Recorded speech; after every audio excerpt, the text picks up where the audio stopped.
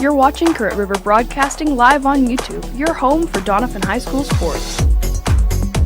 Tonight's game is brought to you by our following sponsors: Davis True Value, Mathis Timber, Missouri Farm Bureau Insurance, Current River Ford, Davis Sawmill, Countryside Chevy, and Hometown Pharmacy. Here's Keith Bowen with tonight's play-by-play of Doniphan basketball.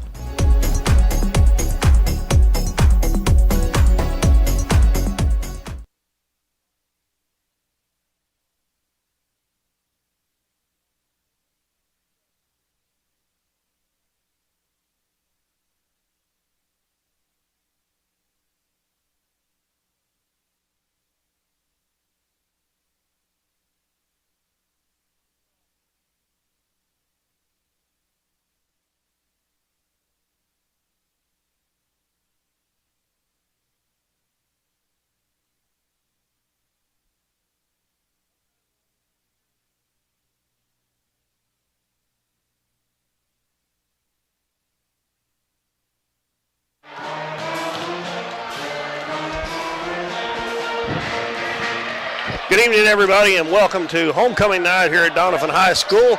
And we got some basketball as well. The East Prairie Eagles in town to take on the Dons. Dons been off for a week, haven't played since last Friday night.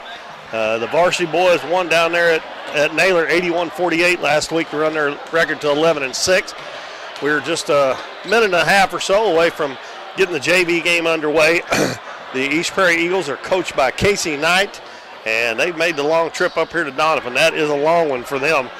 That's from Doniphan. I'm guessing it's probably 60, 70, probably almost 100 miles one way from East Prairie. I don't know which way they came through, but if they come up 60 Highway, it's pushing 100 miles from East Prairie to here. Of course, the Dons had to make a trip down there last year, so it's only fair that they make it up.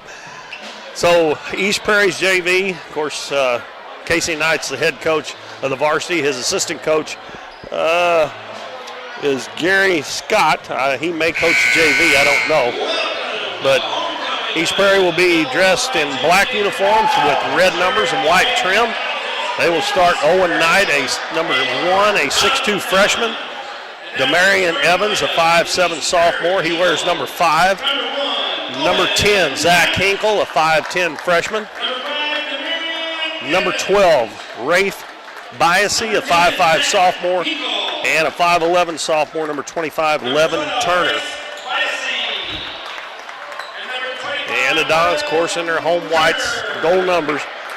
Coach Daniel Cable and assistant coach Tori McFadden will start Cam Lowry, 5'10 sophomore, number 2. And number 4, J.D. Burton, 5'10 sophomore. Number 22, Isaac Rawlings, a freshman. I don't have their heights here. I forgot to write those down. The only reason I've got Cam and J.D. and Cam Barton and Cam Lowry and J.D. and Max Owens because they play on the varsity some. But Isaac Rawlings, the third starter, number 22. Cam Barton, number 41, a 6'6 sophomore. And Max Owen, number 35, a 6'3 sophomore. Max Owen, number 13. He's got his varsity jersey on in the JV game. Yeah, Max Owen is wearing number 13, which I believe is his number on the varsity. He usually wears, maybe he wears 35 on. Oh, he wears 35 on the varsity. Yeah. Yeah, he wears 13 on JV. That's right. He wears number 35 on the varsity. All right, we're underway here, homecoming night. Big crowd expected, and already quite a few here for the start of this JV game. East Prairie looks like they're playing a zone. Max Owen shoots a three-pointer and comes up about a foot short right off the bat, and that's his spot in the corner. And East Prairie has it back at the other end. Hinkle's going to dribble down, cut off there, back out to Turner. Now to Knight, Owen Knight, and he drains a three-pointer. Hierarchy shot, hit the bottom of the net. And I'm guessing that he is Coach Knight's son. I don't know that for sure, but probably is. Barton kicks it out to Rawlings. He's going to try to answer back. It's no good. And Max Owens with the offensive rebound, and he lays it in.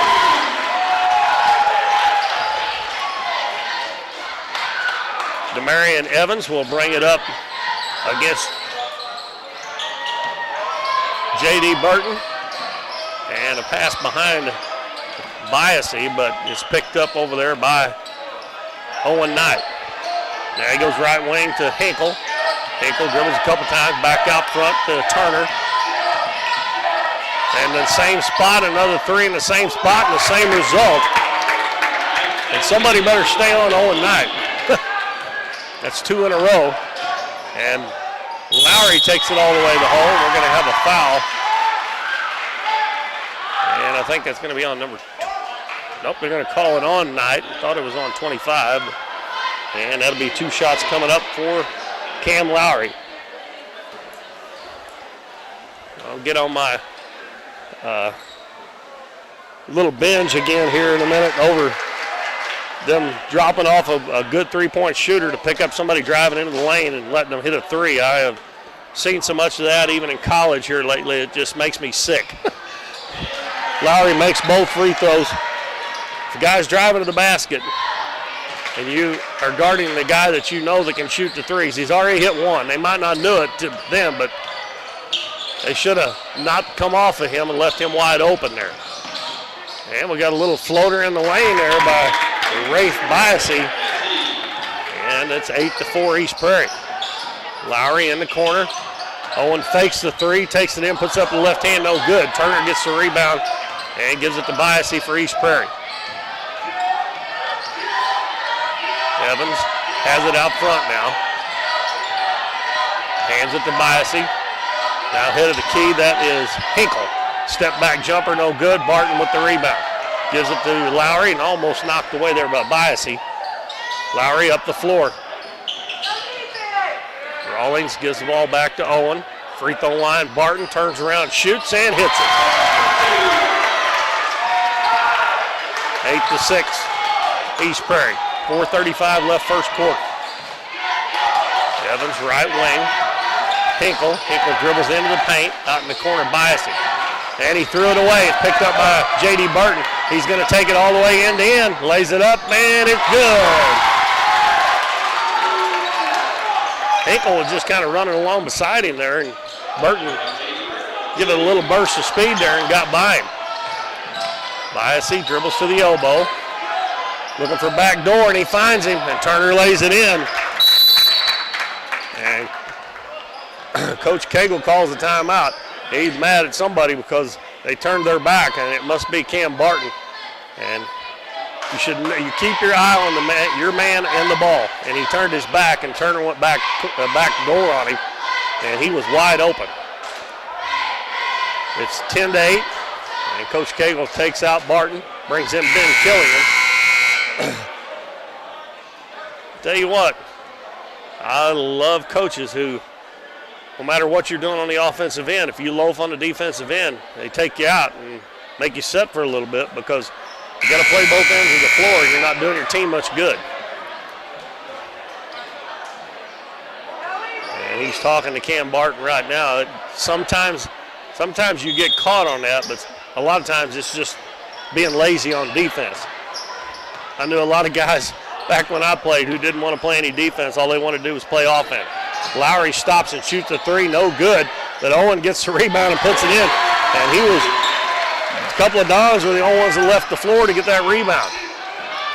Evans on the left wing, dribbles in the paint, kicks it back out.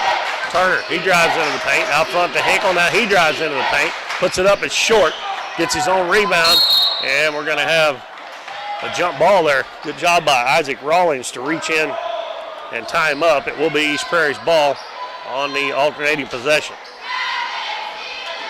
Biasy will throw it in. Goes it out front. J.D. Burton steps in and intercepts it. Evans trying to catch him, and Burton almost lost it. Got it back to Rawlings, put it up, missed it. And Max Owen with another offensive rebound. I think he traveled backing up there. But a good job by Max Owen on the boards. He's got 2 or 3 offensive rebounds already. Dons were down 8-4. They've tied it here at 10 with 3 minutes and 15 seconds left in the first quarter. Biasy left wing to Evans. Evans now in the corner to Biasy. Varsity dribbles into the paint, drops it off to Evans, wide open, and he lays it in. East Prairie's doing a nice job passing the ball. J.D. Burton over to Lowry, fakes the three, going to take it all the way to the hole. No defense there, and he lays it in. And nobody stepped over in front of him either. That was kind of that Olay defense that you see a bullfighter do. Biasy guarded by Killian. Dribbles to the free throw line. Burton knocked it away. Biasy gets it back and tries to hit a man down underneath the basket. Hinkle, and he threw it out of bounds. Barton coming back in. And he'll replace Cam Lowry. And also got number 3, Cameron Farmer, a 5'3" freshman, checking in. And he didn't check in, they didn't get there in time, so he'll come in at the next dead ball. In the lane, Barton spins to his right shoulder, missed it. Offensive rebound by Rawlings. He puts it up, it won't go. Barton gets it again. Takes it back out to the corner, throws it back to Rawlings. Rawlings back to Barton in the corner. Dribbles baseline, hands it off to Owen underneath, and he lays it in. Good job there by Barton that time to not force a shot. And he found Owen right out in front of the basket for an easy one. And the Dons have come back from being down 4 to take a 2-point lead. Turner's going to stop and pop a 3. It's way long. Killian picks the rebound up off the floor. Dons lead by 2 with 1:45 to go in the first quarter. Burton dribbles over to the right side, hands it to Killian. He steps into a three-pointer, hits in and out. And the rebound comes down to Owen Knight. Well, since those first couple of threes, the Dons have stayed on Knight pretty good. Hinkle dribbles to the baseline, puts it up, and a foul going to be called on Ben Killian.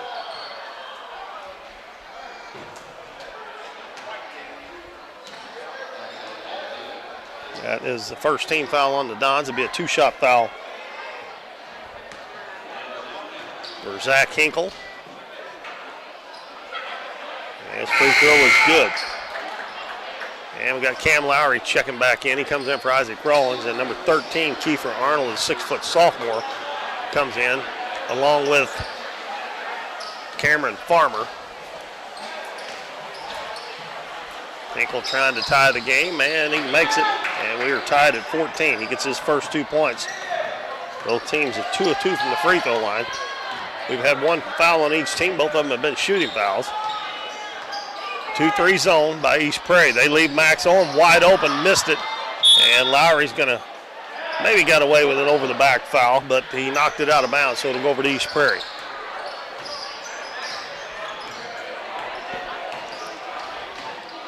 Hinkle will walk it into the front court, gives it to Evans.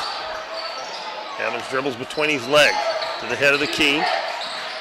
And the ball knocked away by Lowry, picked up by Cam Barton, and he about got it knocked away from behind by one of the little guys. Over to Burton, he's open for a three-pointer. He puts it up, it's long.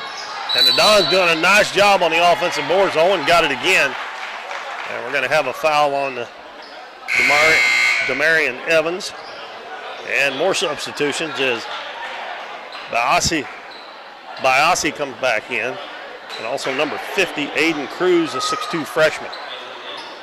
Inbounds pass comes to Lowry, right back to Barton, bulls his way in there and puts it in. 16-14 Dons. Down to 45 seconds left first quarter. Farmer, head of the key to Hinkle. Dribbles into the paint, cut off there by Owen. He knocked it away. He's racing to get it in the back court, and he tried to catch it on the run instead of stopping and picking it up, which he couldn't stop completely because the ball was rolling, but he tried to catch it while he was going too fast, and he knocked it out of bounds. Good defensive play, though. Hinkle, right wing, goes inside the three-point line. A long 2 is no good, and J.D. Burton with the rebound. 20 seconds left, and the Dons are going to go for one shot, or at least attempt to go for one shot. Burton dribbling out, way out front. East Prairie staying inside the three-point line. Now he starts, goes right wing. Back out front, Lowry, wide open 3 is good. The Dons run that perfect, and they take a 19-14 lead at the end of the first quarter over the East Prairie Eagles in the junior varsity game. We'll take a 1-minute break, and we'll be back after this message. You've heard it all before. We're number one. We're the best. We have the biggest rebates. Now is the time to skip the hype and come to Current River Ford in Doniphan. They're all about helping you find the perfect new Ford. Current River Ford services your vehicles after the sale. From the moment you drive in, you will receive the quality service you've been missing. With the selection at Current River Ford, you'll find the new vehicle you want. How about getting your next vehicle at a dealership that makes it all about you? Current River Ford, Highway 160 in Doniphan. Davis True Value is proud to sponsor the Dons and Donettes for another exciting ball season. Just like the Dons and Donettes, Davis True Value knows hard work wins the game. They are your selection, service, and savings destination hardware store, serving the area with paint, plumbing, electrical, lawn and garden, and housewares. Your local True Value hardware with so much more. From window repair to chainsaw sharpening, we are the store of first choice. Behind every project is a True Value. True Value.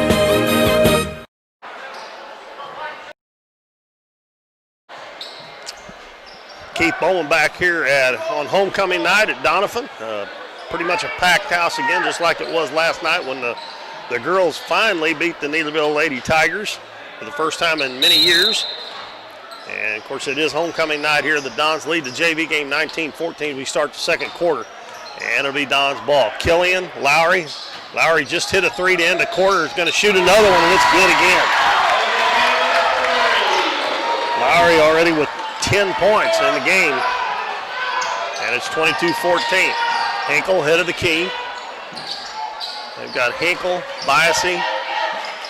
Almost had it stolen. He's in a bad spot there. Finally gets rid of it, and it's going to go out of bounds off the leg of Kiefer Arnold after the ball was tipped by Cam Barton.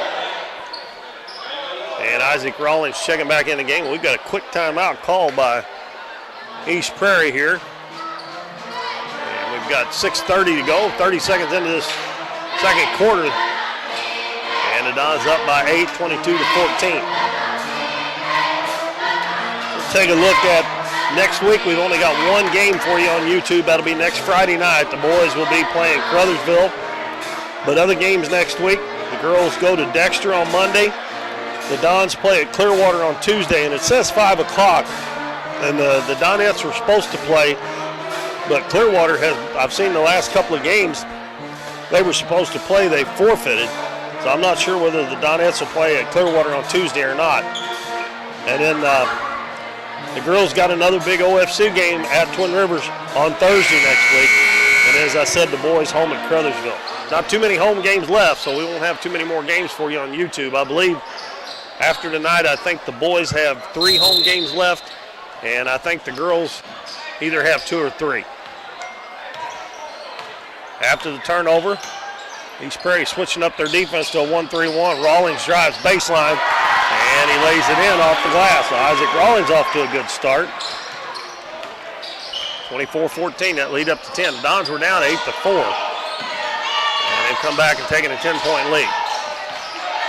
And Evans dribbles in there. Shot blocked by Max Owen. Lowry comes out with it. Lowry, Rawlings, Barton, Owen, and Killian. Max Owen throws cross court. Killian wide open. He's going to try his luck at a 3. It's long. And the ball's saved in the corner by Max Owen. Back out front to Rawlings. Back in the corner. Owen's wide open. His 3's short. And Cam Barton with the rebound. Takes it in. He's going to lay it up. A block, and the bucket's good, and he's fouled. And that foul is going to be on Turner. And the Dons are just killing East Prairie on East Prairie's defensive boards and the Dons' offensive boards. They're just basically almost shooting until they make it if they miss the first one. Barton's free throw's good. And he's already got 7 points. 27-14. Biasy gives it to Arnold. Arnold lost it, knocked away, but it goes in the corner to Turner. Throws it back out front to Evans. Evans hadn't shown that he wants to shoot a 3-pointer. Biasy down into the paint. His little runner's short. Gets his own rebound, goes over, kicks it back out. And as soon as I said that, Evans is going to shoot one. And that may be why. He missed that wide left. Long pass up the floor, just a little bit too long for Barton.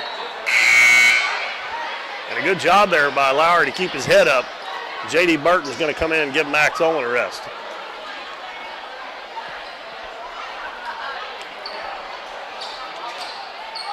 27-14. Dons have outscored them 8-0 in this quarter. Arnold guarded by Rawlings. Hands it to Biasy. Now to Evans. Evans dribbles into the paint. Still in the paint. Kicks it out to Arnold. Arnold's going to dribble in. The ball knocked away. Burton's got his hand on another one. Stole it again. And he's going to take it all the way. And he lays it up and missed it. And Evans with the rebound. He comes back the other way. He's got Biasy on his right. Takes it on himself. And he puts it up and in. I thought he made a mistake by shooting that. I thought he should have passed it, but it worked out all right for him.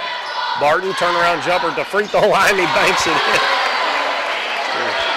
I don't believe he called glass, but as I always say, they still count. Back to a 13-point lead, 29-16. 4:14 to go in the first half. Biasy with the ball. Kicks it out. Another three by Knight, and he finally missed one. He made his first two, but he missed that one. And Barton gets the rebound for the Dons. And the Dons head back the other way. Barton out to Killian, going to try it again in the corner. This one no good. Lowry gets the rebound and takes it back out. Head of the key, Barton. In the paint, Barton fakes the shot, gets his man in the air, puts it up, no good. Got his own rebound, and he put it in. Now Barton's got 11. Lowry's got 10, and Barton's got 11 for the Dons here in the first half. Evans picks up his dribble again. Gets some help as Turner comes all the way out to get it. Turner's the big boy they got. And a deflected pass by Killian. Lowry going to take it all the way, and he lays it in. He had three East Prairie players out in front of him, and they did not. They let him run right by him, and then they throw it away as Knight wasn't looking for that pass. He would have been wide open in the corner. Let's see, we got Hinkle checking back in. And I guess that was it. Oh, Max Owen come back in for the Dons for Lowry. Killian gives it in the left corner, Rawlings. Drives baseline, he lays it off the glass and in. 4 points for Rawlings. Dons piling it on here. Since it was 8-4, they have outscored East Prairie 31-8. They like to dribble into that paint and then kick it back out. Hinkle's going to take it in. He got away with the travel. He missed the shot. I thought it was going to go in. Knight got a hand on that outlet pass, but Burton runs it down. Pass up ahead. Barton fakes. Ball knocked away from him. Loose on the floor, picked up by Hinkle for the Eagles.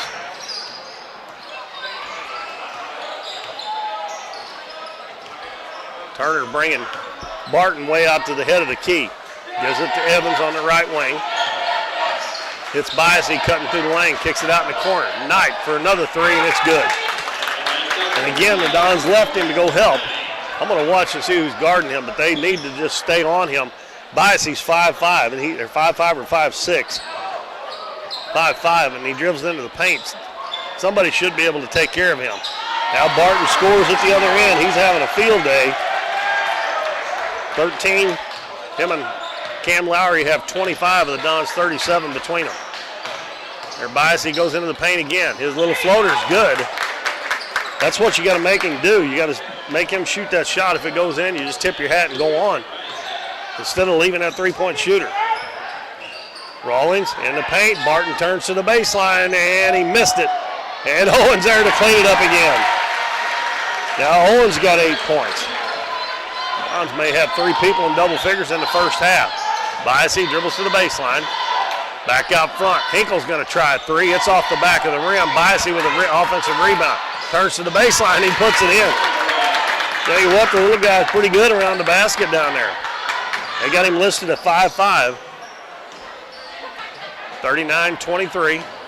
Burton in the paint. Kicks it out to Rawlings, and Rawlings travels. Cam Lowry back in the game for Ben Killian.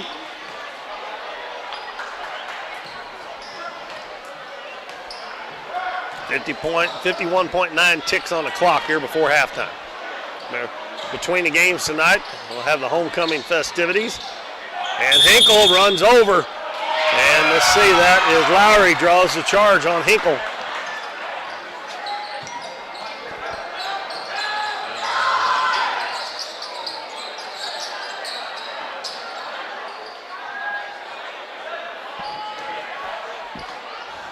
44 seconds left. We'll see if the Dons choose to go for one shot or if they'll go ahead and run their offense. East Prairie's been in this 1-3-1, but it sure hasn't helped. Lowry Garden dribbling out by half court. Looks like they may go for one shot. Throws it in the corner to Owen. Back out to Burton, over to Lowry now. Lowry and Burton standing on the volleyball line. Cross court in the corner to Owen. 18 seconds left as he takes it back out to Burton. Back in the corner, Owen. Out front, Lowry takes the three, dribbles in the paint. Out to Rawlings, three-pointer, no good. And the rebound is picked up there, and we're going to have a foul on Lowry, but there's no one-on-one, and neither team not even close to the bonus. That was only the second team foul on the Dons. And East Prairie's only got 4. Pass into Hinkle with 4. Dribbles in, is going to take it all the way, and he drug that pivot foot. So 0.8 seconds to go. And Burton, if he throws it, he needs to throw it to Owen. There you go. And the ball's tipped. And they don't get a shot off. That pass has been a little bit higher, but Owen would have had time to get a long three off. But that'll be the end of the first half. The Dons outscore them in that quarter 20-9. And they lead it 39-23 at halftime of this junior varsity game. Owen Knight is leading the way for East Prairie with 9. He's got 3 3-pointers. Rafe Bias, he has 6. Demarion Evans, 4. And 11 Turner, 2. And they're 2 of 2 at the free throw line. For the Dons, it's 13 points for Cam Barton, 12 for Cam Lowry. 8 points for Max Owen, 4 for Isaac Rawling, and 2 for J.D. Barton. And the Dons were 3 of 3 in that first half. So it is 39-23 Dons at halftime. And we're going to take a break. We'll be back a couple minutes before the second half starts. Remember to stick around if you're watching on YouTube tonight, because the homecoming ceremony will be at in between games. And then, of course, we'll have the varsity game coming for you after the homecoming. So stick around. We'll be back in a few minutes.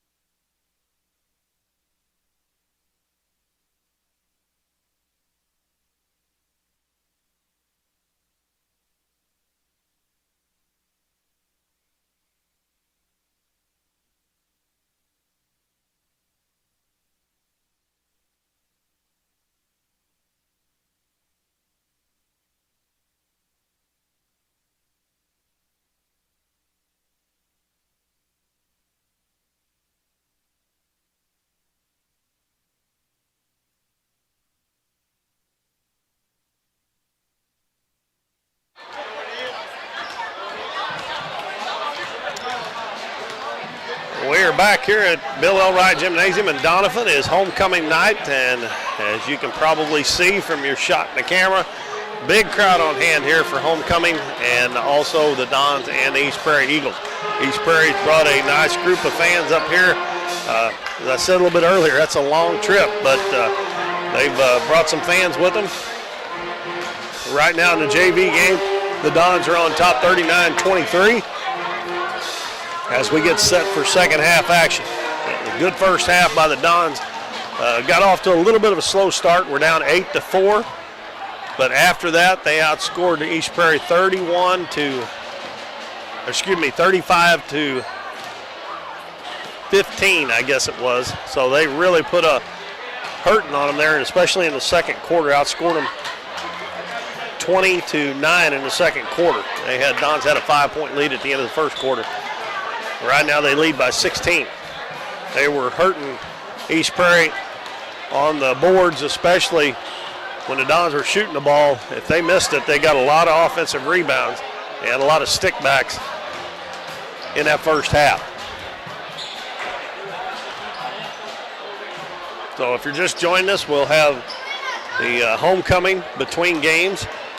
I don't know if you can see if any of the cameras are pointing up towards the stage, but all the girls, it looks like, that are in the homecoming are sitting up there in the chairs on the stage right now. So they'll, shortly after the JV game's over, they'll get everything set up, and we'll have that.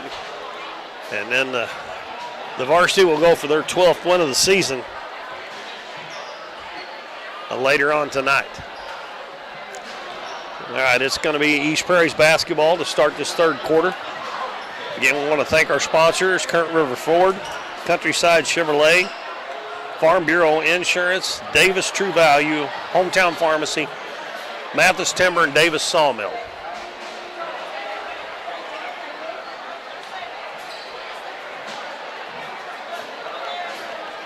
Clock winding down, 14 seconds to go. And according to the clock, the arrow machine down there, it's pointing towards East Prairie to start the second half. The Dons send out Cam Barton, Cam Lowry, Ben Killian, Max Owen, and J.D. Burton.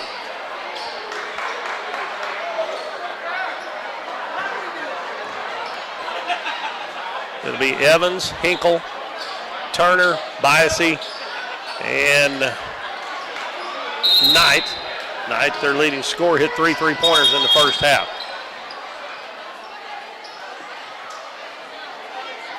And I think they might have started, they put 8 minutes on the clock instead of 7. Now they got it right.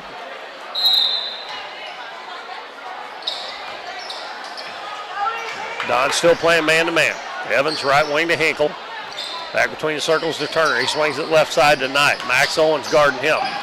Try to stay on him around that three-point line. Good move by Turner. Gets in there, and he got around Barton, and Max Owen come to help. Max fouled him. That'll be a shooting foul for Levin Turner.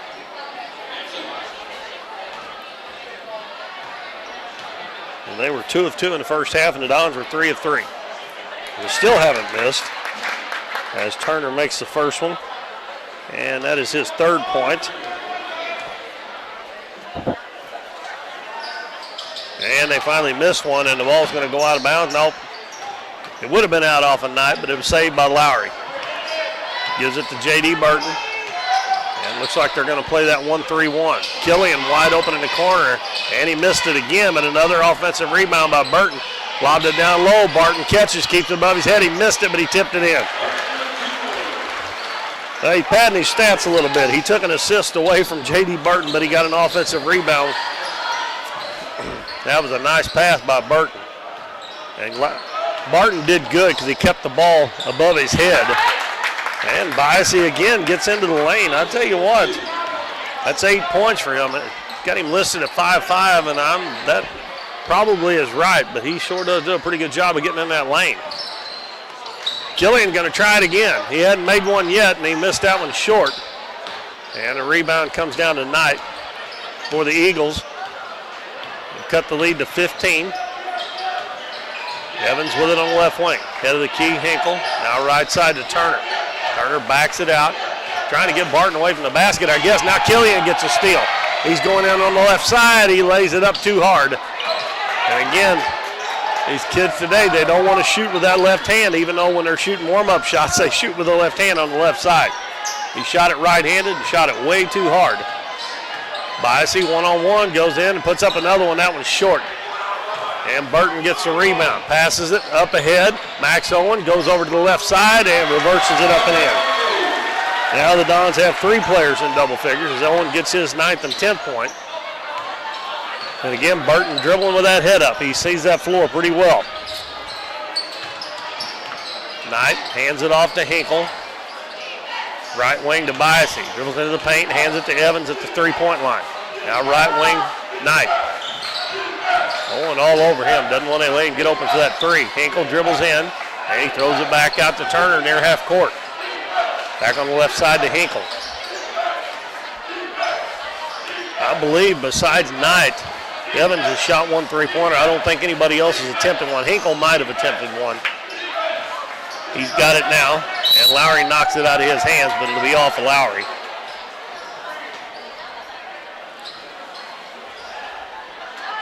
Rafe Biasy will throw it in.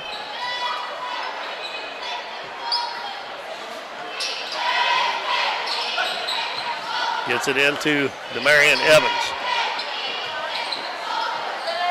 Evans, pass deflected. Give and go back to Evans, and Max Owen blocks his shot. He head faked it, and Owens went up, and he still got it on the second time. Burton hands it off to Barton. He's triple teamed. He's going to put it on the floor, and they're going to call him for a double dribble.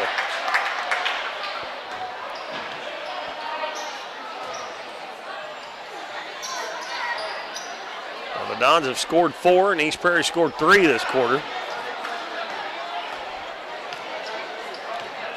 And we've played 3 minutes. Scoring slowed down a little bit. Evans gives it to Turner, dribbles into the paint. Burton knocked it away, went over to Lowry, back to Burton. Burton lays it up, it's good. And he's fouled by Hinkle. That one kind of hung on the rim, but it fell in for J.D. Burton.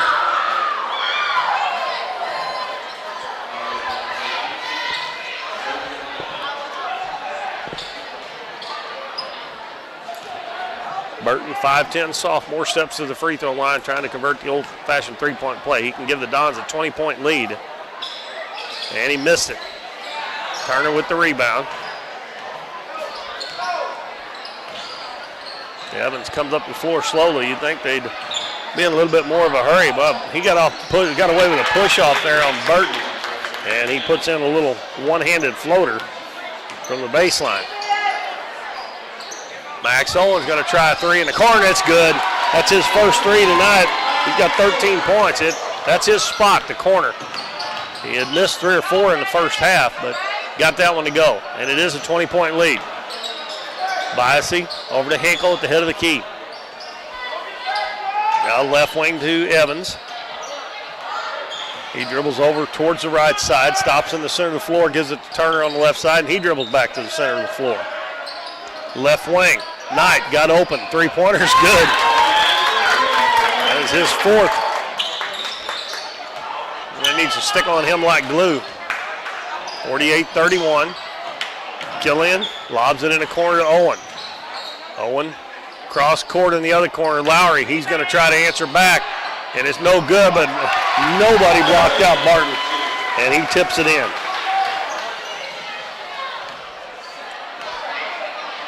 Isaac Rawlings and Chris Black getting ready to come in for the Dons. 50-31.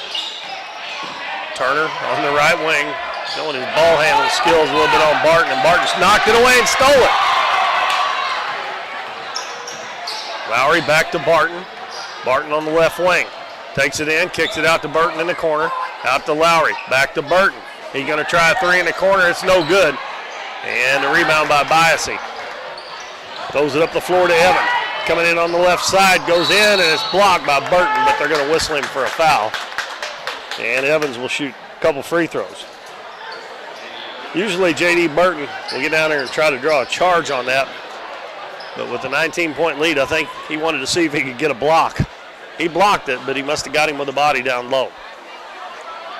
Evans' free throw off to the right side, no good. Kiefer Arnold coming in for Levin Turner for East Prairie. And the Dons are bringing in, okay, let's see, we got Trace Lepar, number 3.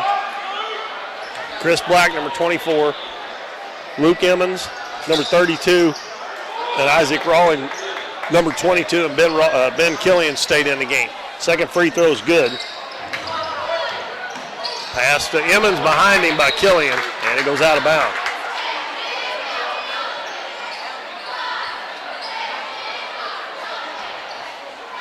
(50-32), 1:51 left in the third quarter. Dons up by 18 points.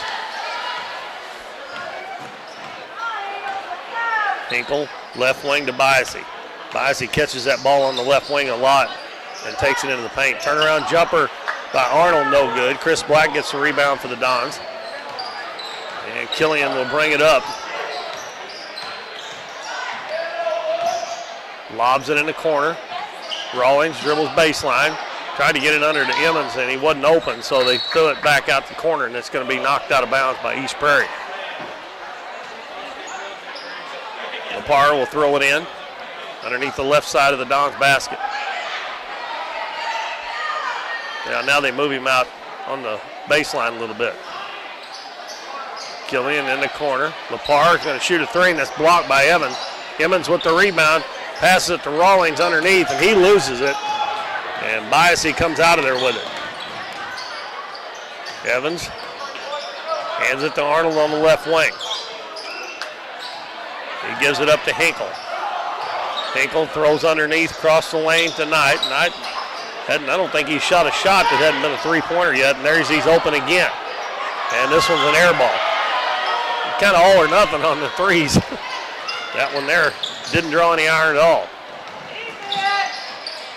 Killian to Black, head of the key to Lepar. Lepar back to Killian. Fakes the three-pointer, dribbles to the baseline. He's cut off there, back out front to Lepar. He's going to shoot a 3 from the head of the key, and it's good. Trace Lepar hits a 3, puts the Dons up 53-32. That's their biggest lead with 20 seconds left in the third quarter. Hinkle on the baseline tonight, and he runs over Black, but they're going to call a blocking foul on Chris Black. That's Black's first foul and the third team foul on the Dons. And Cameron Farmer comes back in for East Prairie, replacing Evans. Biasy to throw it in. Bounces it in, and I guess Arnold thought there was somebody behind him going to get that, and there was nobody there. So they'll go back to the spot where he threw it in because nobody touched it, and the Dons will have it with 15 seconds left in the third quarter. Killian in the corner. Rawlings back out front to Lepar. In the lane, Emmons turns, shoots, and no good as it rattled in and out. And he actually probably got fouled on that, but no call. So that's the end of the third quarter. Dons have upped that lead to 21 at 53-32 here in the JV game. We will take a 60-second timeout. We'll be back with fourth quarter action. Listen to the Dons and watching on Current River Broadcasting. Hometown Pharmacy on LaRue Street in Doniphan, your one-stop pharmacy for all of your medical needs. Our pharmacists are now providing vaccinations for flu, pneumonia, and shingles in the pharmacy. Flu shots are covered by Medicare with no co-payment and no appointment is necessary. Hometown Pharmacy now offers a wide variety of vitamins and supplements from Now Foods that help support and promote optimal health through good nutrition. Refills can be requested online or by using our mobile app. We now offer delivery of your prescription if you live within the city limits. Transferring prescriptions is easy. Come by or give us a call and our friendly staff will take care of everything. Hometown Pharmacy, proudly supporting the Dons and Donettes this season. Come experience the difference a Hometown Pharmacy makes.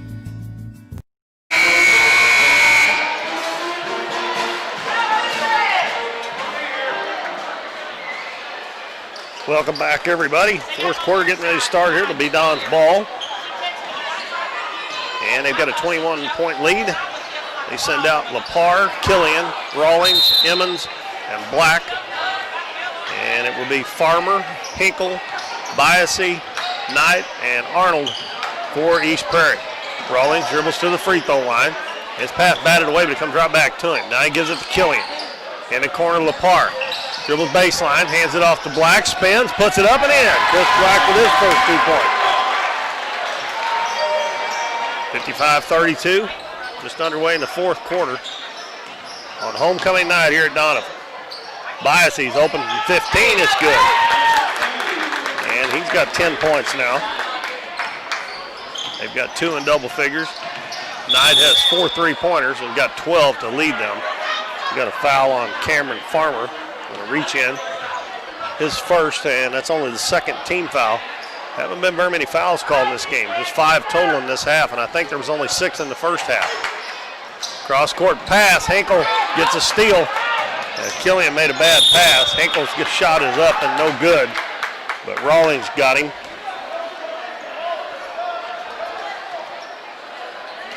And it'll be 2 shots for Hinkle. Hinkle has 2 points, and they were both free throws. And now he's got 3.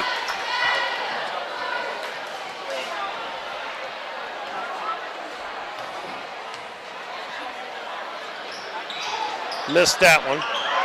And Luke Emmons with the rebound. So it stays a 20-point lead. Pass to Chris Black. Cross court. Raleigh, he's open for 3. It's short. And the ball rebounded underneath by Arnold. And we got a foul. That foul's on Luke Emmons.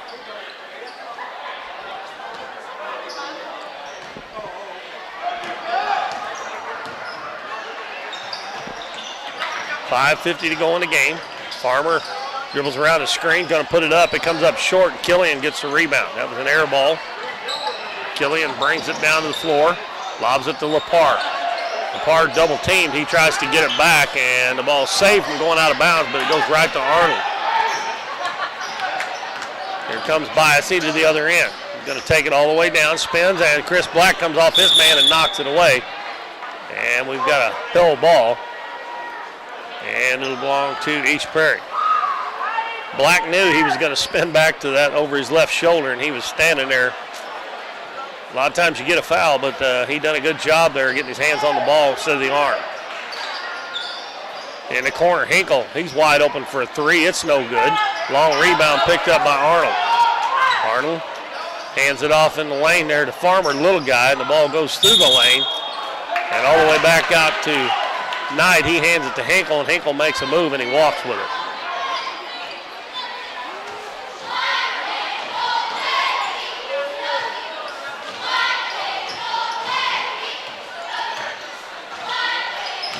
East Prairie trying to trap.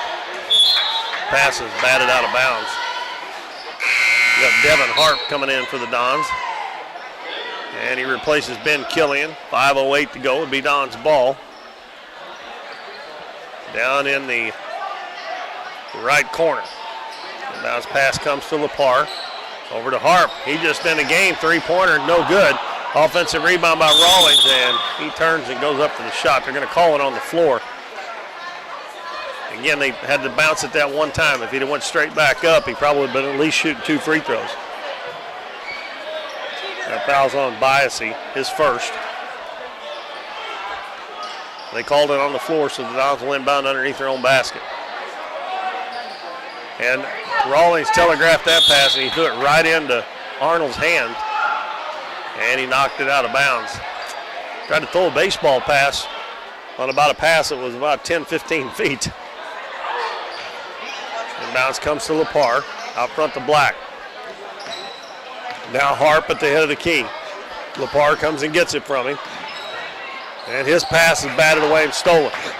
Knight throws it ahead. Hinkle has it go through his hands off his head. He gets it back. Now a little fall-away jumper, good by Hinkle. That's his first bucket.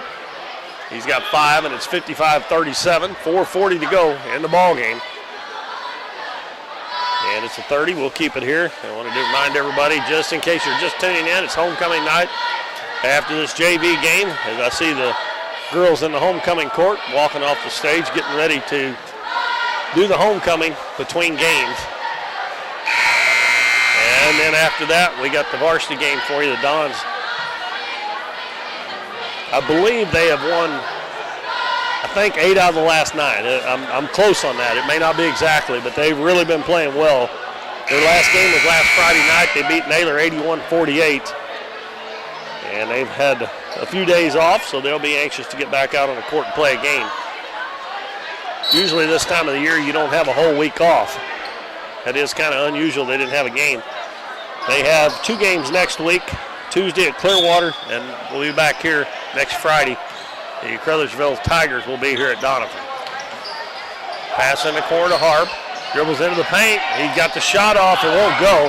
Luke Emmons keeps it alive, and Rawlings is the beneficiary of 2 points there by Emmons keeping that ball alive.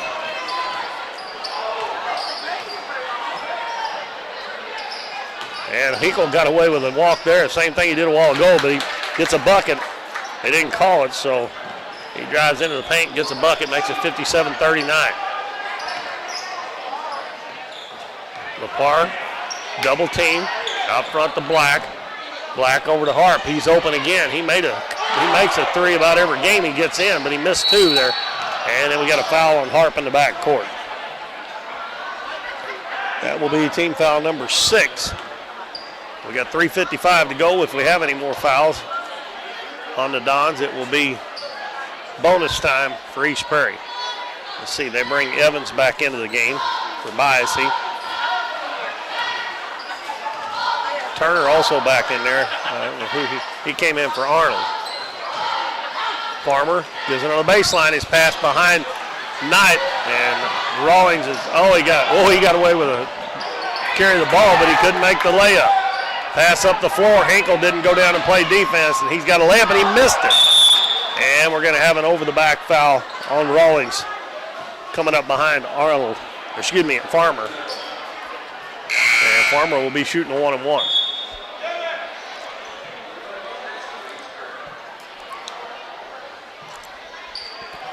Cameron Farmer's a 5'3" freshman.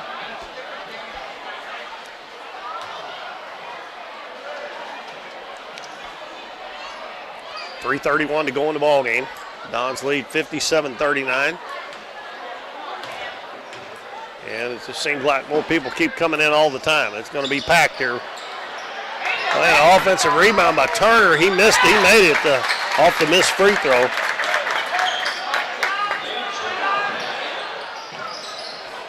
And Harp's going to try it again. It's short.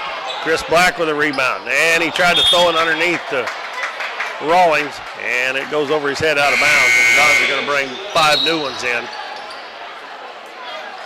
Lowry and Barton, Owen, Killian, and Burton comes back in for the Dons.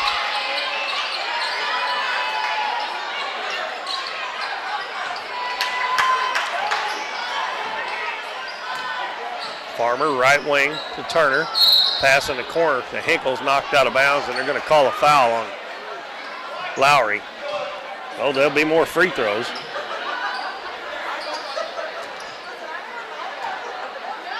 East Prairie's 3 out of 7 from the line in the second half. 5 of 9 for the game. Hinkle puts it in. He has got 8 points now, and 4 of them have come from the free throw line.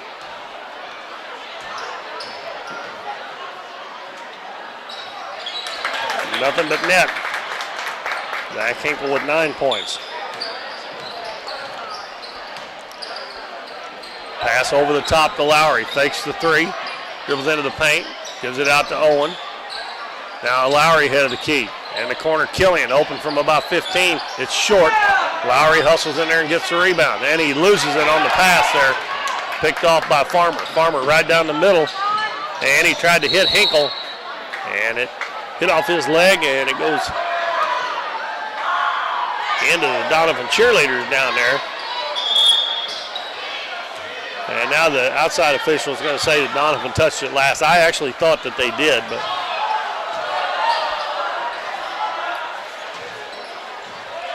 so East Prairie will bring it in under their own basket.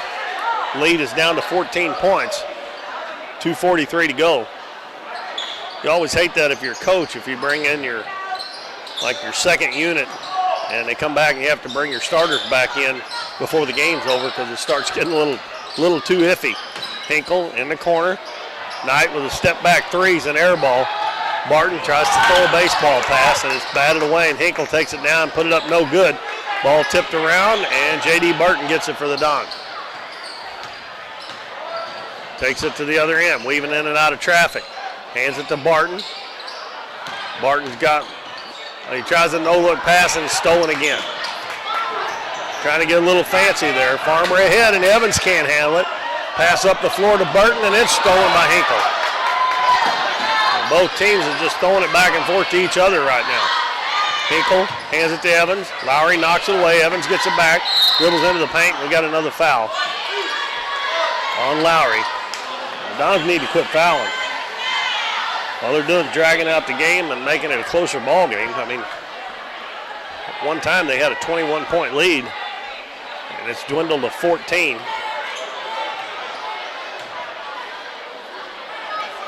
Evans shooting, and he missed it, and Max Owen gets the rebound. That was team foul number 9. And behind the defense is Killian, and he lays it in. And again, that was another good assist for the Dons. Ben Killian's first 2 points. Farmer dribbles into the paint, and it's stolen. Uh-oh, we may have a slam here by Barton, and he missed it.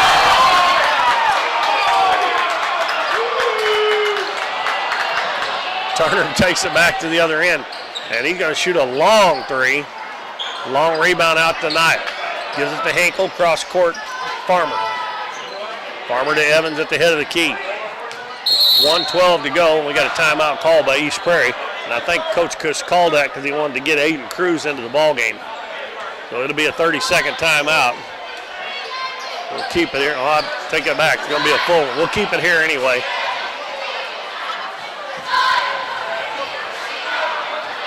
I hope everybody was with us last night. That girls game last night between the Donettes and Neelyville, that was a good one, folks. I remember Neelyville got out to a 25-12 lead at the end of the first quarter. And the Donettes come back and won the game 68-61. And the last 3 quarters, they outscored Neelyville, I believe it was 56-26, I believe was what it come out to. 56-36, I mean.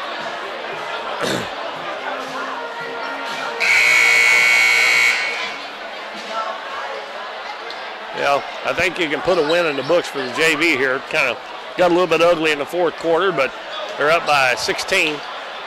And we have 1 minute and 12 seconds left in the game. East Prairie's going to inbound it underneath their own basket. And it'll be Farmer to throw it in. And Aiden Cruz did check into the game. Pass thrown out front, and Hick, for some reason or another, he let it go. And Lowry trying to get fancy there instead of shooting a layup. He flipped it up there for Owen. Now J.D. Burton dives and steals it. Oh, he's going to be called for a travel. He rolled over. Great hustle by J.D. Burton in a game that the Dons are up by 16 with 59 seconds left. That inbounds pass, for some reason or another, Hinkle just let it go, and Lowry just run past him and picked it up. He should have had a layup at the other end. Evans' shot is blocked, and it comes down to Cruz and an offensive foul. As Cruz just went flying in there.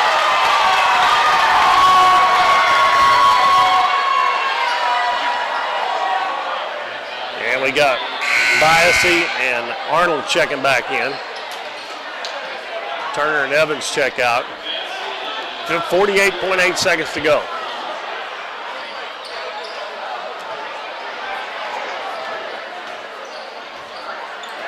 Burton walks it up the floor.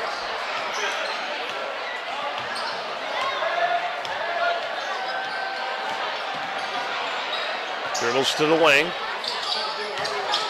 In the lane to Owen, and he has it taken away.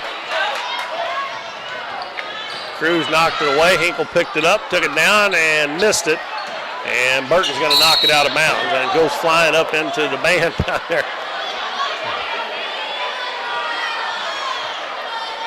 You can never fault J.D. Burton's hustle, I can tell you that right now. Biasy inbounds it to Farmer. 20 seconds ago, Farmer into the lane. Up over the big guys, missed, almost got his own rebound, but Burton gets it. And he slows it down, lets the defense go by, and that ought to just about do it. We're down to 10 seconds to go. Burton walks it into the front court. So here on homecoming night, the Dons Junior Varsity come away with a 59-43 win over the East Prairie Eagles. And we'll run down the scoring for you, and we'll take a break while they do the homecoming, and then we'll come back and get ready for the varsity game. Owen Knight had 12. This is East Prairie scoring. Demarion Evans had 7. 9 for Zach Hinkle, 10 for Rafe Biasy, and 5 for Levin Turner. And they were 5 of 10, 7 of 12 from the free throw line. The Dons 3 of 4 from the free throw line. Dons had 3 players in double figures. Cam Barton 17, 13 for Max Owen. Cam Lowry had 12, and 6 points for Isaac Rawlings, 4 for J.D. Burton, 3 for Trace Lepar, 2 for Ben Killian, and 2 for Chris Black. And that's a total of 59 for the Dons. They won 59-43 in this junior varsity game. So folks, you just hang on here and you can watch the homecoming ceremonies, and we'll be back with about 5-6 minutes before the varsity game starts to get you set for that one.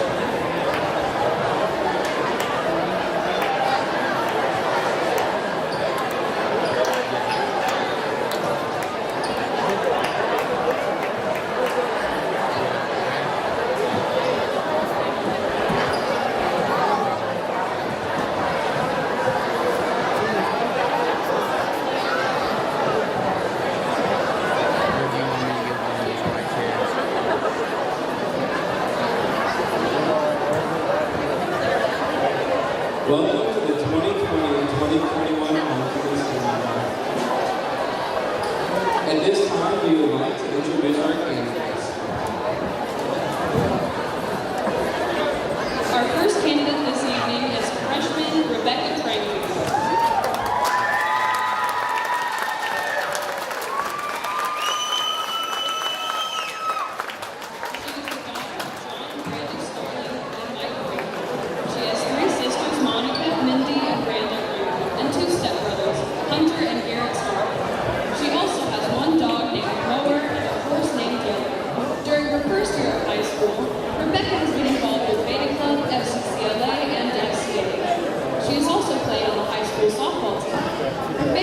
Memory was when she and Brianna Williams were running a mile and they found a dead squirrel, and Brianna ended up running the rest of the mile while holding the dead squirrel. Her future plans were to attend college, to become an anesthesiologist, and to have a huge family. Rebecca is being escorted by Cameron Ladder. Cam is the son of Yowan and Robert Ladder. He has been involved in FCA student council and plays in the Dons basketball team. Ladies and gentlemen, freshman Rebecca Prairie.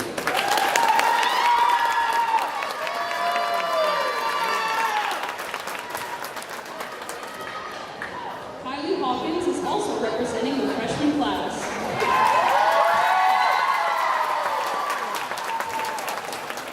She is the daughter of Nick and Amanda Hawkins. She has 2 brothers, Lucas and Liam, and 1 sister, Kinley.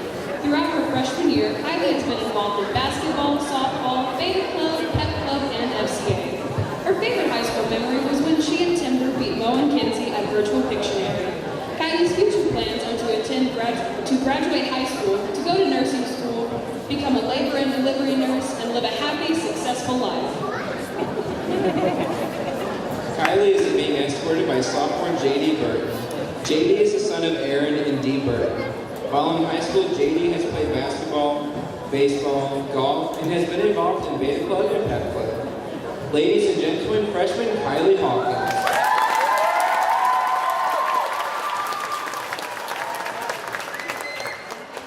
Our first sophomore candidate is Brooklyn Clemson. She is the daughter of Aaron and Jill Clemson. She has two sisters and three brothers, Paisley and Jax Clemson, and Brady Parker and Brady Parker and Cash. She also has two dogs, Riley and Zoe. Brooklyn has been involved in Beta Club, FCA, FCCLA, Pep Club, yearbook staff, and been a part of the Doniphan basketball team for the past 2 years. Her favorite high school memory so far includes being a part of the 2019-2020 Doniphan basketball team and winning a historical district championship alongside her amazing teammates and coaches. Brooke's future plans are to graduate from DHS or go to college and continue to play lots and lots of basketball while working on a degree in sports medicine or coaching. Brooklyn is being escorted by Levi Rollins. Levi is the son of Mandy and Josh Rollins. He has one brother, Isaac, and one dog named Clyde. While in high school, Levi has been involved in Beta Club, FCA, FFA, and plays on the Dons baseball and basketball teams. Ladies and gentlemen, sophomore Brooklyn Clemson.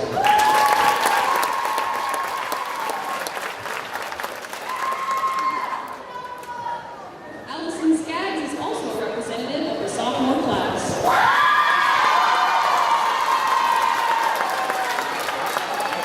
She is the daughter of Susan Skaggs and Thomas Skaggs. She has one sister, Megan, and one brother, Trent. Allison has played basketball and volleyball while in high school. She has also been involved in Beta, FCA, and FCCLA. Her favorite high school memory was winning districts her freshman year. Allison's future plans are to play volleyball at Mizzou, become a dental hygienist, and have a family. Allison is being escorted by Cameron Barton.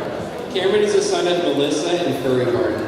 He has two sisters, Thea and Mary, and one brother, Clay. While in high school, Cameron has played on the Dons basketball team. Ladies and gentlemen, sophomore Allison Skaggs.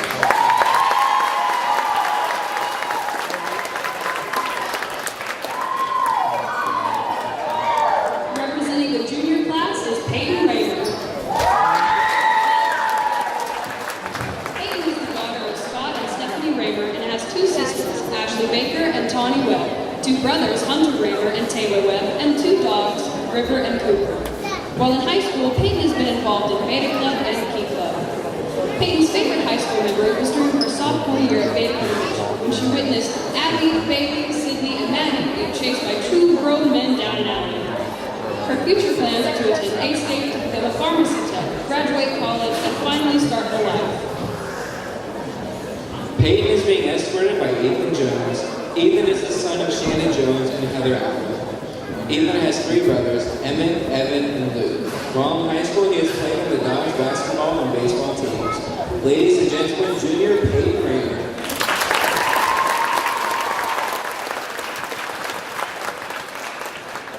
Our second junior candidate is Kiara Shed.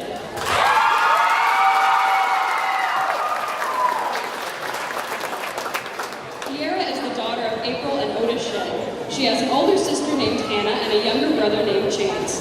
Kiara has a German Shepherd named Stella and two cats named Lola and Emma. While in high school, Kiara has been in Beta Club, Pep Club, and active on the high school cheerleading squad.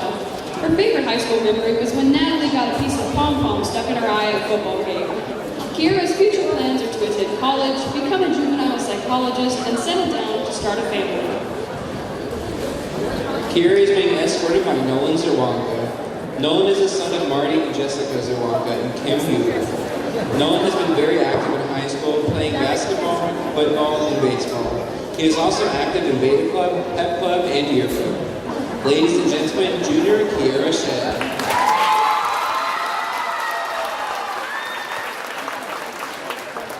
Our first senior candidate is Madison Ennington.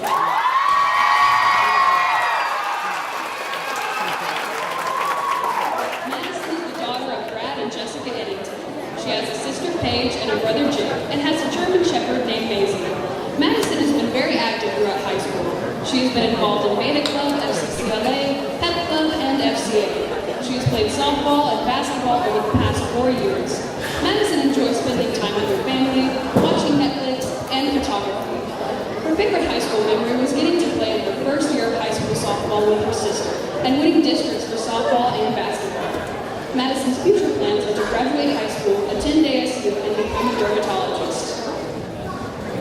Madison is being escorted this evening by junior Brandon Moore. Brandon is the son of Rodney and Cindy Moore. Brandon's favorite high school memory was meeting Charleston on their home floor. He plans on furthering his education and becoming a dentist. Ladies and gentlemen, senior Madison Eddington.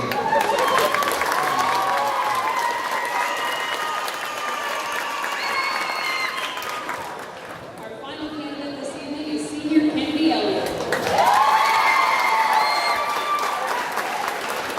Kennedy is the daughter of Keith Elliott. She has two brothers, Jake and Justin. She also has one dog and two cats. While in high school, Kennedy has been involved with Band Club, Key Club, FCA, and FCCLA. She has also played volleyball and golf.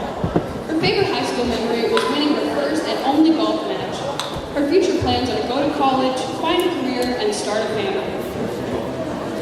Kennedy is being escorted by Alex Harris. Alex is the son of Amy Harris.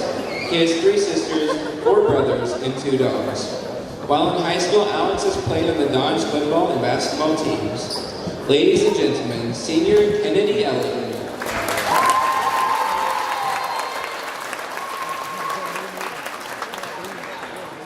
Please welcome our crown bearer and flower girl.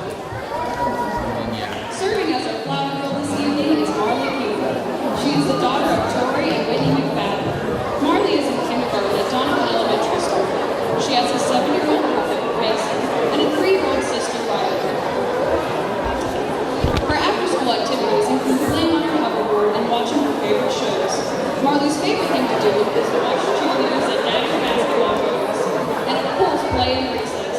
In her future, Marley would like to be a cheerleader or a cowboy.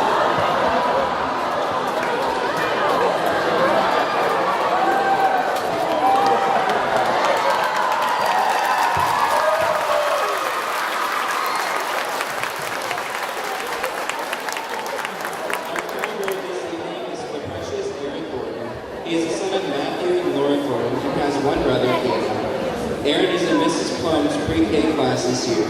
He enjoys playing basketball and playing with all of his neighbor friends outside after school.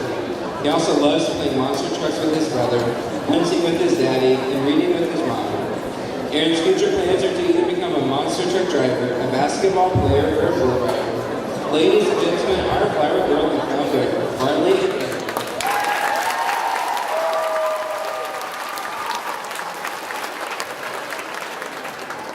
Our retiring queen is Miss Jane Dudley.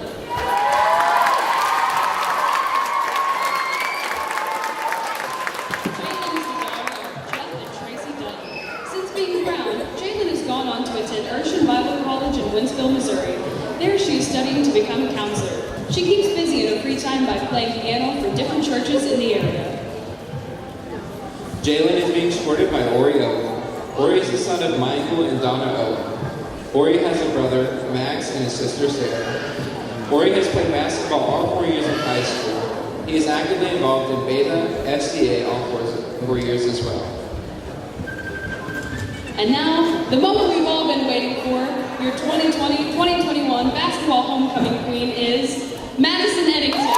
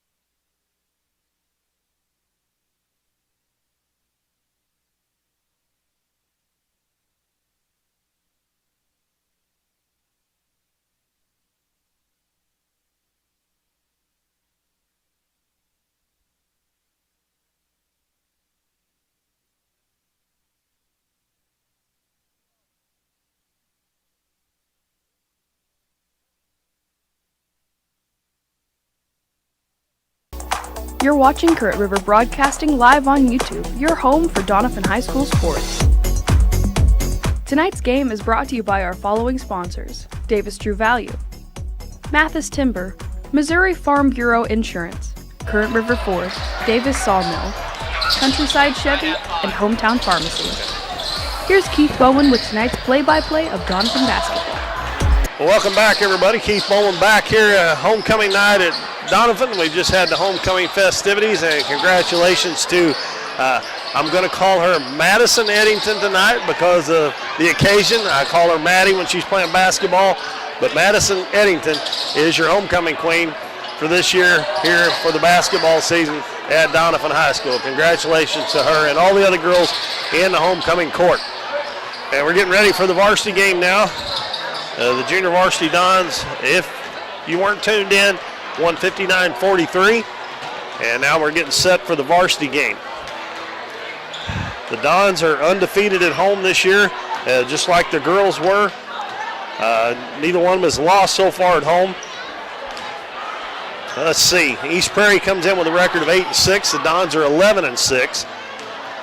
The last time these two teams played was last year, and I remember this one. This was a barn burner down at East Prairie, and the Dons won 67-64. The Dons are averaging almost 57 points a game, giving up 50, and East Prairie's averaging 54 and giving up 50. So far this year, the teams that are common opponents, East Prairie beat Caruthersville, who will be the Dons' opponent here next Friday night.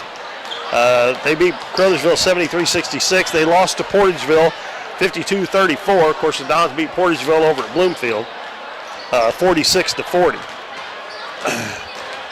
Okay, we got some stats here. The Dons are shooting fantastic from the field. From two-point range, they're shooting almost 54%.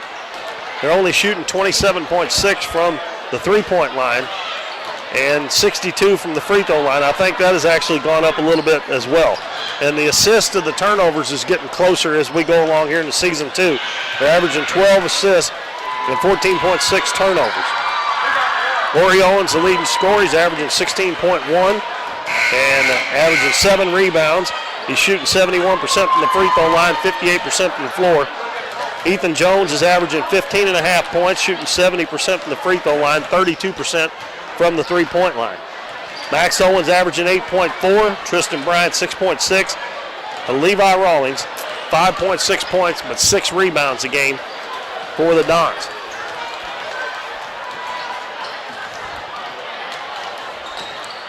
Now the games we got the games that the Dons and Donettes have next week. The girls will be at Dexter on Monday. The boys will be at Clearwater on Tuesday. The girls will be at Twin Rivers on Thursday.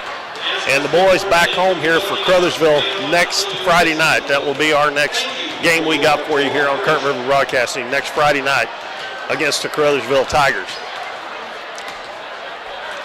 We'll go ahead and give you the starters because a lot of times it gets pretty loud around introducing the starting lineup. For East Prairie with a record of 8-6, they're coached by Casey Knight. They'll start a 6-foot junior, Jace Acock, number 2. Number 4, Evan Howell, a 5'8 senior. Garrison Scott, a 6'2 junior, number 15. Number 20, Hayden Ellis, a 5'8 junior. Number 22, Cooper Tao, a 6'2 junior. For the Dons, with a record of 11-6, coached by Daniel Cagle. Tristan Bryant, a 5'9 junior. Levi Rawlings, a 6'3 senior. Ethan Jones, a 6'2 junior.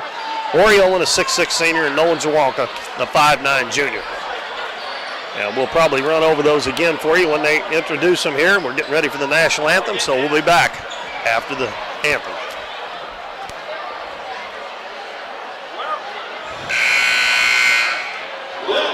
We're for road trips. We're for hitting up Arthur Bryant's for lunch and making it to Lambert's for dinner. We're for drop tops, T-tops, classics, cruisers, steel horses, and real horses. Have you ever hit a deer? Yep, we're for you too. We're for getting stuck in traffic and 6-lane freeways that aren't so free. We're for Missouri license plates. No, medals of pride. Like us, no two roads are alike, but we're all connected. We are Missouri Farm Bureau Insurance, and if you're a Missouri driver, we're for you.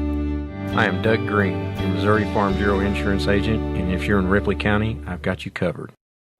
At Mathis Timber, our goal is to provide our landowners with the greatest possible financial return on their timber lands, while not damaging young timber or leaving your property in a mess. We have served Ripley County and the surrounding areas since 1939. We will buy your timber on lump sum total or percentage. We have several references upon request. Contact Craig Mathis at 573-429-0996 and see how Mathis Timber can assist you with all your timber harvesting needs. If you're shopping for a new car, truck, or SUV, you need to make a stop at Countryside Chevrolet on Highway 160 in Doniphan. Countryside has one of the largest Chevrolet selections in the area, plus plenty of pre-owned vehicles that go through a 117-point inspection before they're warranted for 12 months or 12,000 miles. The goal at Countryside is to provide you the best deal on your next car, truck, or SUV. See them online at CountrysideChevrolet.com or call 1-800-63-CHEVY. Chevrolet, an American revolution.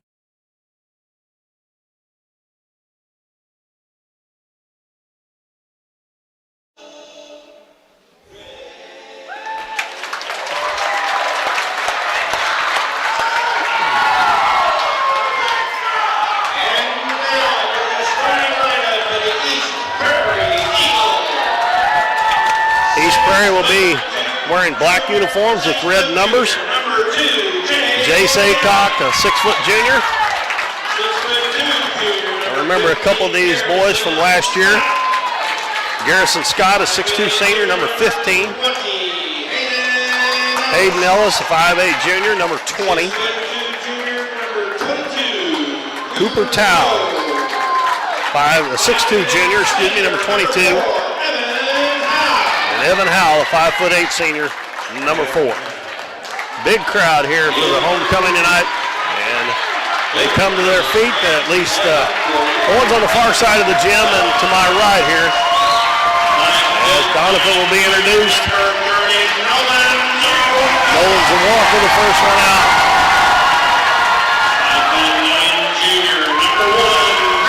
Tristan Bryant, point guard for the Dons.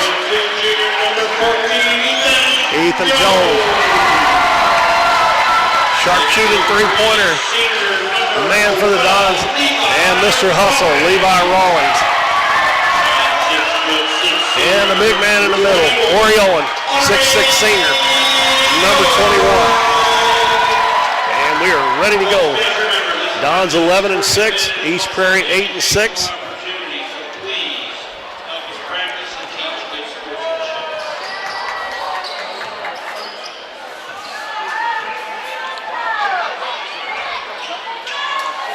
Dons have been off a week, so we'll see if they're a little rusty. A lot of times, like I said a little bit earlier, you hardly ever get a full week off once the season gets after the first of the year.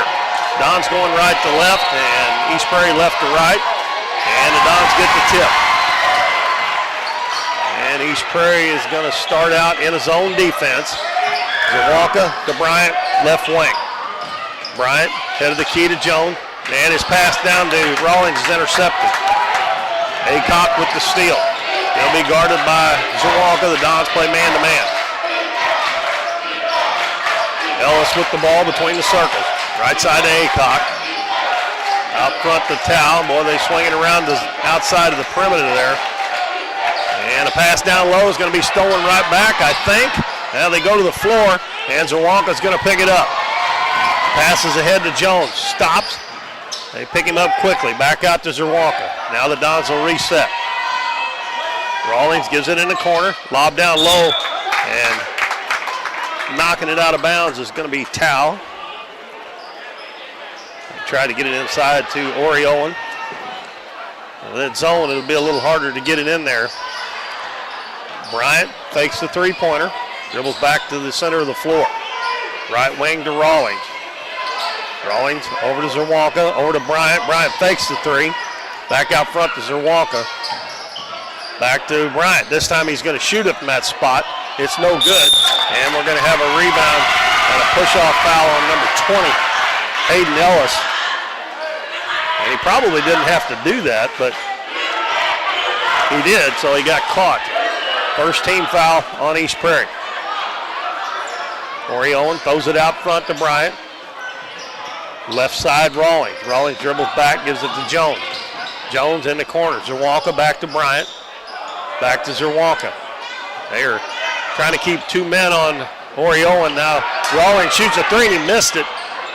And Evan Howell run off and didn't get the ball. The Dons almost got it there. Howell's got it, right baseline.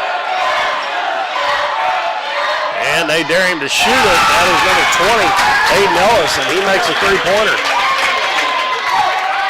So East Prairie gets the first bucket, almost 2 minutes in. Lob down low, Owen goes high for it, turns to the baseline, puts it up in the air. If he gets the ball down there, I don't think they can stop him without fouling him because he's about 4 inches taller than anybody they've got out there. 3-2 East Prairie. Aycock walks it up the floor. Gives it to Tao. Now right side to Scott. Aycock. And they swing around the outside again, and there's another 3-pointer, and that one's no good. Jones with a good block out. That was Tao with the 3-pointer. Pass ahead to Owens. Nice catch, and he missed the layup. Pass was just a little bit too far. And Rawlings comes up from behind, hustling, and knocks it out of bounds, and it's last touch by Jace Aycock, and there is the Energizer Bunny for the Dons, Levi Rawlings, and he busted his tail, and he ended up knocking it off of Aycock out of bounds, and the Dons get it back, trailing 3-2. Jones dribbles into the paint, knocked away. Now East Prairie's got numbers. And a handoff to Tao, and a good defense there by Rawlings, and the Dons come out with it, almost stolen. Now they got a 3-on-1. Rawlings takes it all the way, goes up, and he's fouled. And that's going to be the second foul on Hayden Ellis. And they got a sub coming in already. It's going to be number 11, Bryson Marshall, a 5'10 junior. And they've got 10 guys listed here, but he only has 3 on the bench, so they've got a couple that's not playing. And Levi scores the free throw.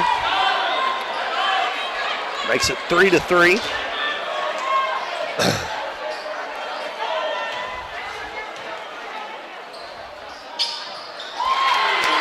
Rawlings gets his first 2 points from the free throw line, gives the Dons a 4-3 lead.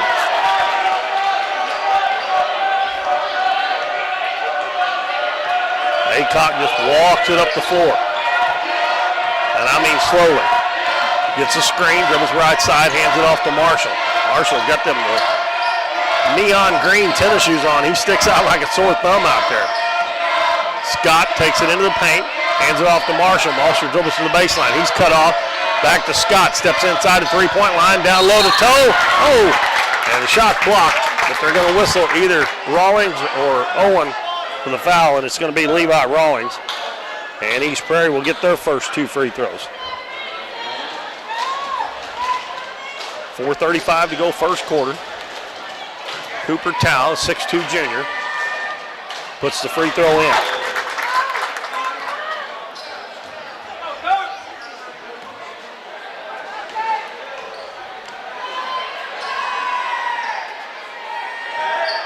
And he makes both. They lead 5-4.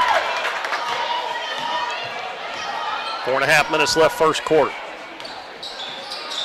Lob down low, and Owen does a nice job there of going up and getting that, but he kind of lost it against the backboard, and when it come down, it went out of bounds. Again, the pass was just a little bit too high. That's the second one that has just been just a couple of inches too high, or he would have had 2 easy layups.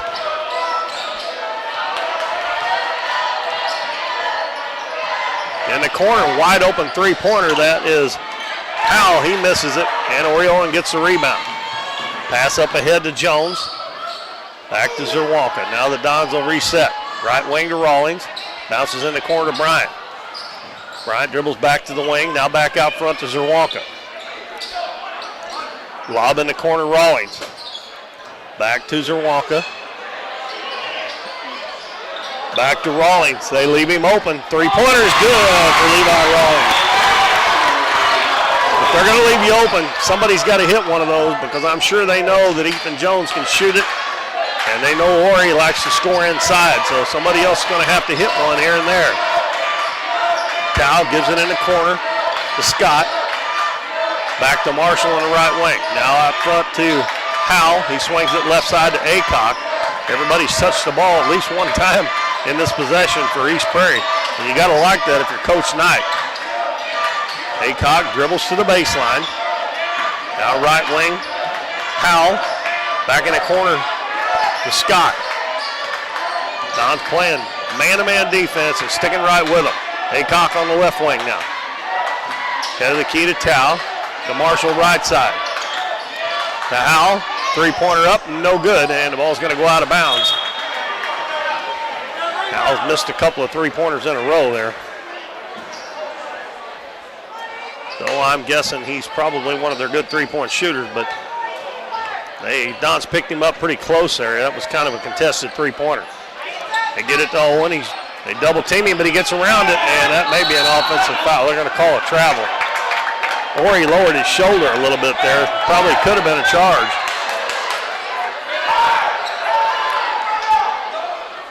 And Coach Cagle wanting a foul. Coach Knight was wanting a charge.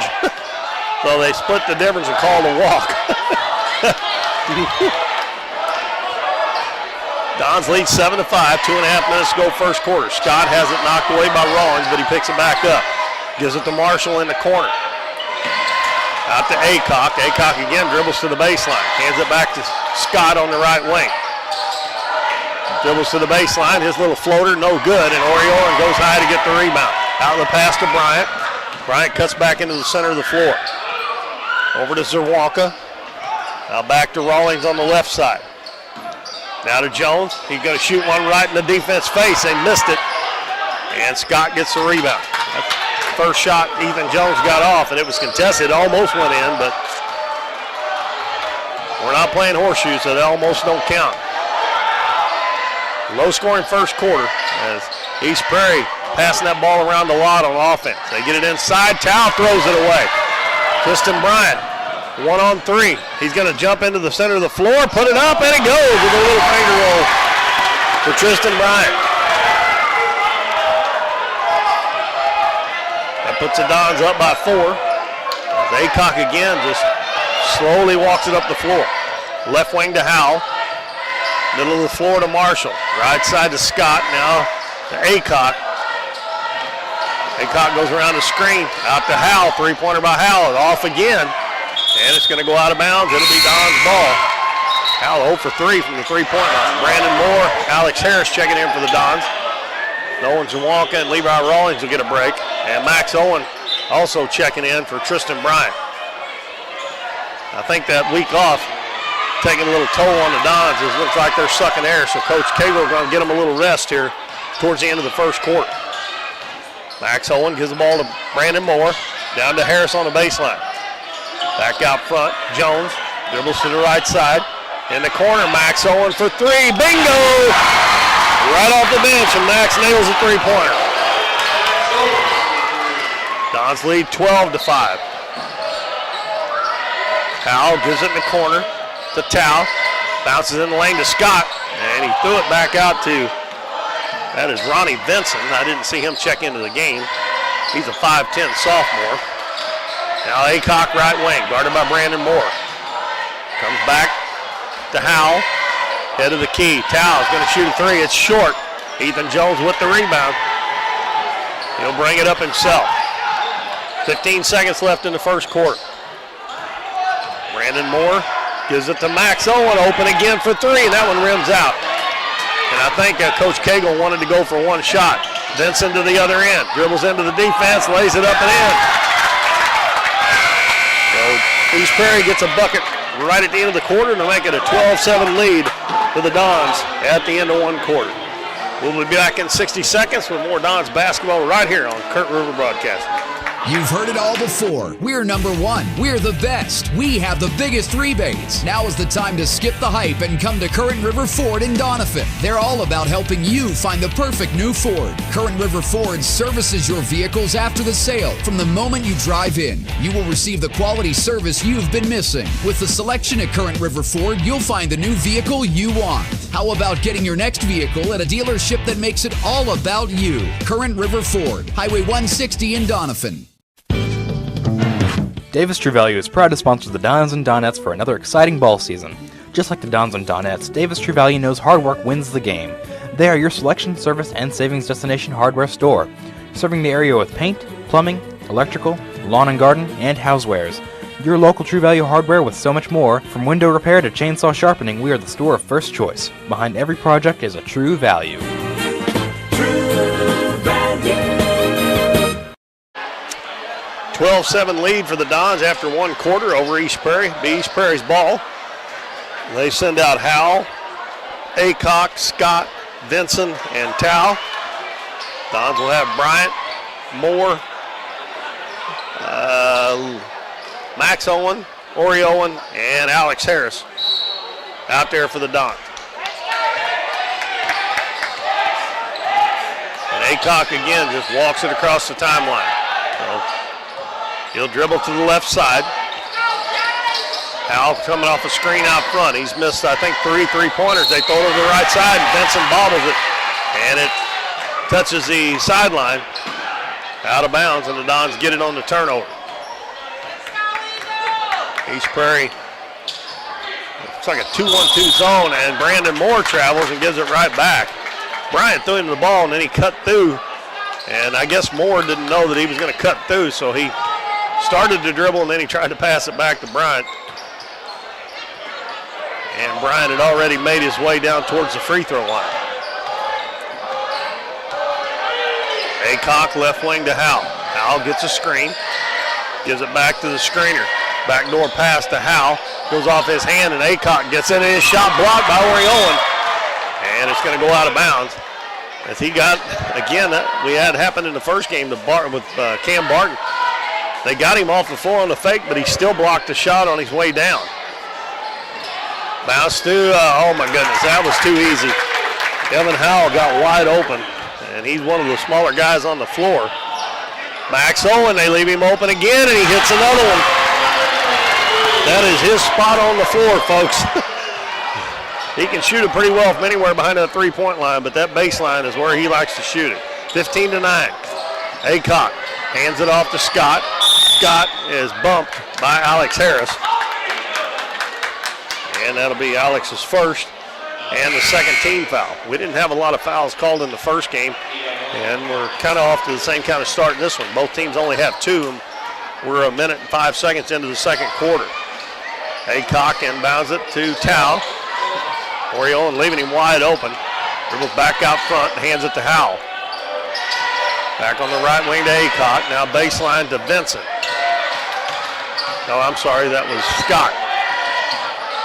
Now into the lane, and trying to hand it off is Tao, and the ball is, again, hits off of Max Owen and goes out of bounds.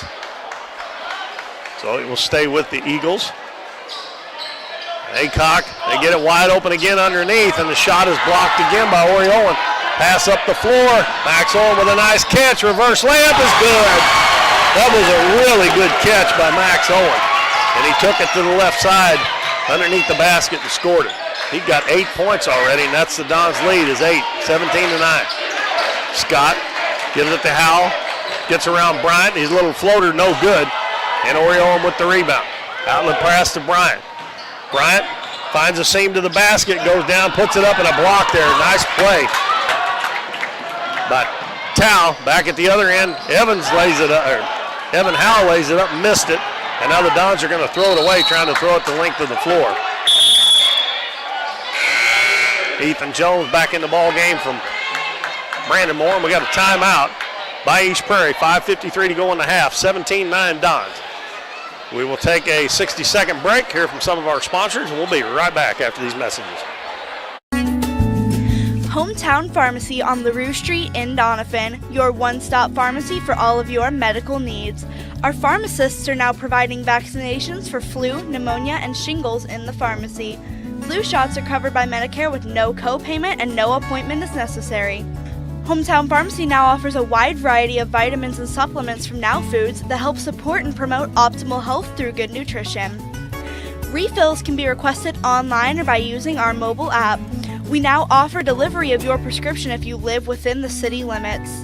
Transferring prescriptions is easy. Come by or give us a call and our friendly staff will take care of everything. Hometown Pharmacy, proudly supporting the Dons and Donettes this season. Come experience the difference a hometown pharmacy makes. East Prairie called a timeout. Dons have an 8-point lead, 17-9, with 5:53 to go in the first half here on homecoming night at Doniphan. Again, if you didn't hear, Madison Eddington was crowned the homecoming queen for 2020-2021. And it'll be East Prairie's ball in the back court. No full court pressure by the Dons. They'll just pick up, and they play a stiff man. Well, it looks like they're going to stay man-to-man. I thought maybe they were going zone, but they're going to stay man-to-man. Tao, left wing, head of the key. That is Ellis back in the game. Ellis hands it to Aycock on the right wing. He bounces to Vinson, right baseline, as they throw that ball around that three-point line. And taking it in the lane is Vinson with a nice drive. The sophomore lays it in.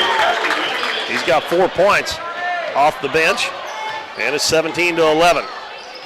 They take quite a bit of time off the clock every time down the floor before they shoot it. And sometimes that makes the other team want to rush it a little bit when they get it. And that is by design, I think. Levi Rawlings, head of the key, gives it to Jones. In the corner, in the other corner, three-pointer short. And the rebound comes down to Hayden Ellis. Aycock handling out front now. Left wing to Ellis. Head of the key to Tao. Back to Aycock. He's going to fire up a long three, and it's good. I think that's the first shot that Aycock's even attempted. And it's a three-point lead for the Dons, 17-14. Max Owen. Don's having a hard time getting it inside to Ori on that against that zone. And they had him that time if they would have threw it the right way. And Levi Rawlings misses, the ball tipped all the way back out to him. Over to Max Owen. Max goes down, throwed up a wild shot, but he is bailed out by Cooper Tao. I mean, that was a, I'm not going to say wild shot, but it was a very contested shot by Max Owen. He'll get a couple of free throws. He's come off the bench to score 8 points, including a couple three-point shots.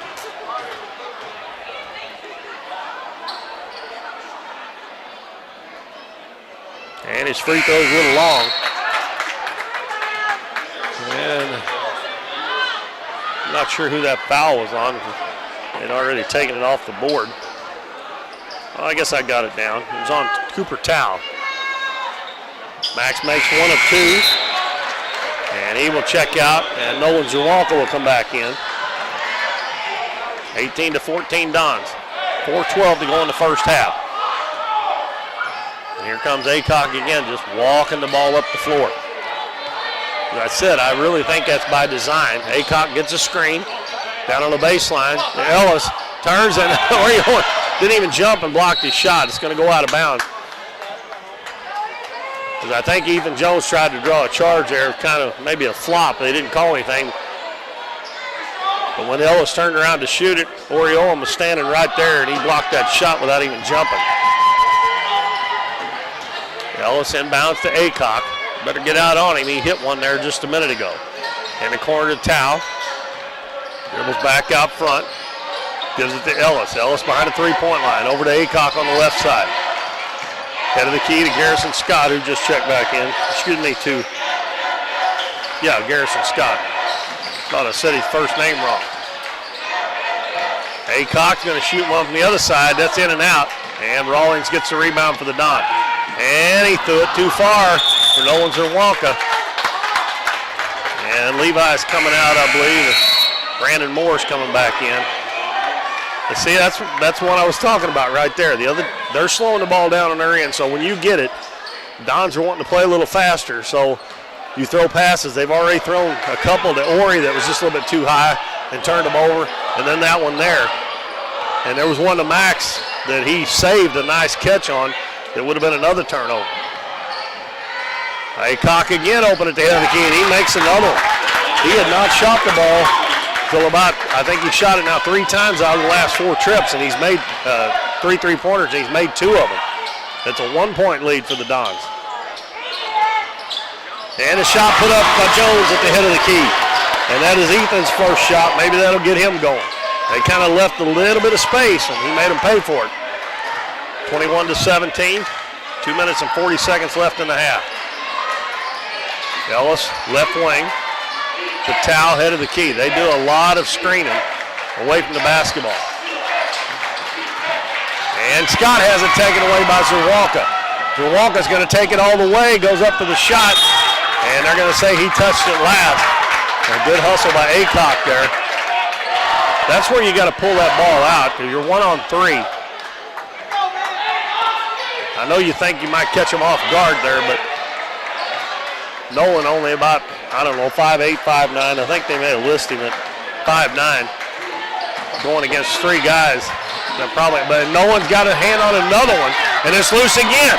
Tristan Bryant, 1-on-1. He goes down with Howell, sidesteps him, put it up, no good, but he's going to be fouled. That one's going to be on Acock, his first. That is only the fourth team foul, but it will send Tristan Bryant to the line to shoot two. Max Owen comes to the scores table to check in, and Bryant makes the first free throw. Dons are 4 or 5 from the line. And Max may be coming in for Bryant because they didn't let him come in after that first one. Next one is short, and Acock picks it up off the floor. 2 minutes left, pass up the floor. Howell hands it to Tao, and his shot blocked by Ori Owen. Brendan Moore ahead to Bryant, lays it up, and he missed it. Beautiful pass from Brandon Moore, but Bryant couldn't make the layup. So Max Owen waits at the scorer's table. Howell, long three, and it's good. I think that's their game, is shooting three-pointers. That is 1, 2, 3, 4. They've already made 12 of their 20 points from the three-point line.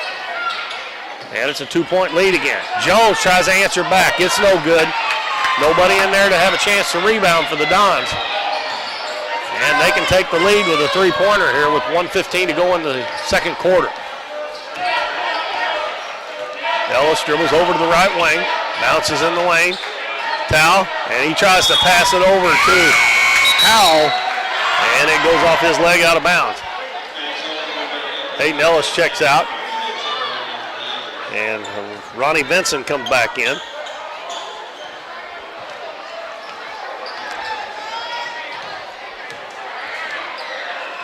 A minute left in the first half as Zerwalka dribbles into the front court. In the corner to Max Owen. Gets a screen from Ori, back out to Zerwalka for three, it's good. Nolan doesn't shoot it much, but he made one there. Back at the other end, they try to answer back with a three, it's no good, that was Vincent. Zerwalka heads the other way. Gets down to defense, Max Owen open in the corner, doesn't take it. Back out to Zerwalka, back to Max, and it's tipped out of bounds by Scott. Well, the Dons will have it with 31.8 seconds to go in the half, leading 25-20. But we are actually just about on pace for what the Dons score and what they give up in a game. Jones throws it out front to Zerwalka. Lob down low. Now Orion with a nice catch, and he puts it up, missed it. Got his own rebound, he put it in. That's Ori's just his second bucket, and he had to work hard for that one. 27-20. 15 seconds left first half. Scott dribbles to the baseline, puts it up, and no good. Owen with the rebound, and he's going to be fouled by Vincent. That's only the fifth team foul, so the Dons will have it with 10.5 seconds left in the first half. And Coach Cagle is going to call a timeout, set up a play here, trying to score another bucket before halftime. Well, we got a second here. We'll go through our sponsor list again. Folks, I'm not kidding. You got to make sure you get out and do business with these folks and thank them for supporting Dons and Donettes basketball, because without these people, you would not be seeing these games and hearing these games here on YouTube. They're Davis Sawmill, Mathis Timber, Hometown Pharmacy, Current River Ford, Davis True Value, Farm Bureau Insurance, and Countryside Chevrolet. And I've said it many times, some of these folks have been doing this for years for Doniphan basketball. And they are committed, and they sure do help out help us get the games on for you, because I know a lot of times people are not able to get out to the games. I get people tell me all the time we're not able to come, and we are so glad that they're on, especially now where you can watch the games. Ori Owen's going to shoot a three in the corner. It's no good. I don't think that's the play they drew up. And they're going to get a shot off from half court, and he goes in. Oh, they're going to call a charge.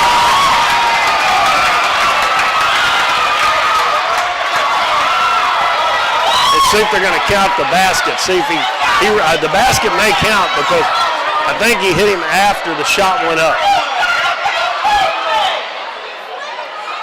Well, they're talking it over. I got a feeling the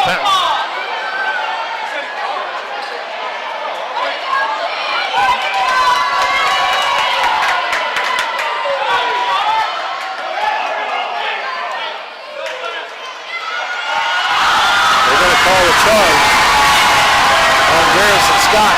I thought the ball might have been out of his hands before he hit the defender. But that was quite a shot by Garrison Scott anyway. The baseball passed on the length of the floor. Owen gets it and he puts it in. And they're not going to count it. The clock didn't start. You can't catch it. You got to tip it with 0.2 seconds to go, so the bucket won't count. It's got to be 0.8, I believe, is what it is for it to count. So that bucket won't count. So we had a little excitement here right in the last couple of seconds of the first half, but the Dons go to the locker room with a 27-20 lead over the East Prairie Eagles. Had a half-court shot made that was waved off for a charge, and then a baseball pass all the way the length of the floor right underneath the Dons basket. Oriolan caught it and put it in a reverse layup, but you have to have, I believe it's 0.8 seconds to be able to catch and shoot it. And there was only 0.2. So our halftime score is 27-22. We'll take a look at the scoring here for East Prairie. Jace Acock hit 2 3-pointers. He's got 6. Evan Howell hit a 3-pointer and 2. He's got 5. Ronnie Vinson, 4. Hayden Ellis hit a 3-pointer. He's got 3. And 2 free throws for Cooper Tao. They were 2 of 2 from the free throw line. For the Dons were 4 of 6 at the line. Their leading scorer in the first half is Max Owen with 9 points, a couple of 3-pointers. 5 points for Levi Rawlings. He hit a 3-pointer and 2 free throws. 4 points for Ori Owen, 3 points for Tristan Bryant, 3 points for Ethan Jones. That was a 3-pointer. And Nolan Zawalka hit a 3. So the Dons actually hit 5 3-pointers in that first half. And East Prairie hit 4. So 27-20 is our halftime score. We'll take a short break. We'll be back for second half action shortly here on Current River Broadcasting.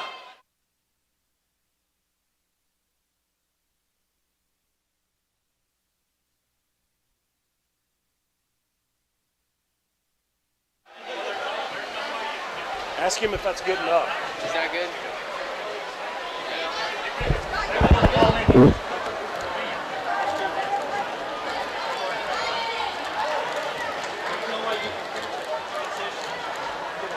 I think it's got to be 0.8 to catch and shoot. 0.8. Anything less than that, you can't catch and shoot. I think is what it is. Yeah. You can tip you can tip it with 0.2, but you can't catch it and shoot it. Now it's that way in college. I assume it's that way in high school too.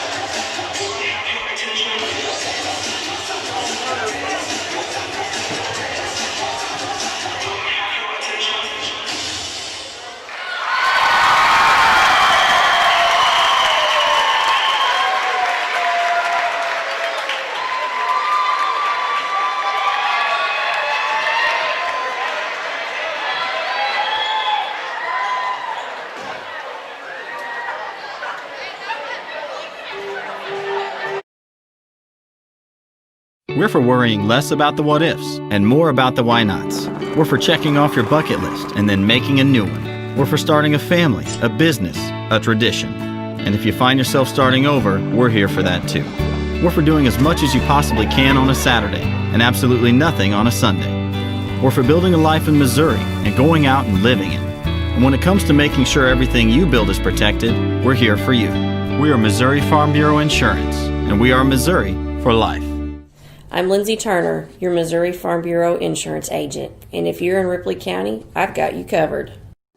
At Mathis Timber, our goal is to provide our landowners with the greatest possible financial return on their timber lands, while not damaging young timber or leaving your property in a mess. We have served Ripley County and the surrounding areas since 1939. We will buy your timber on lump sum total or percentage.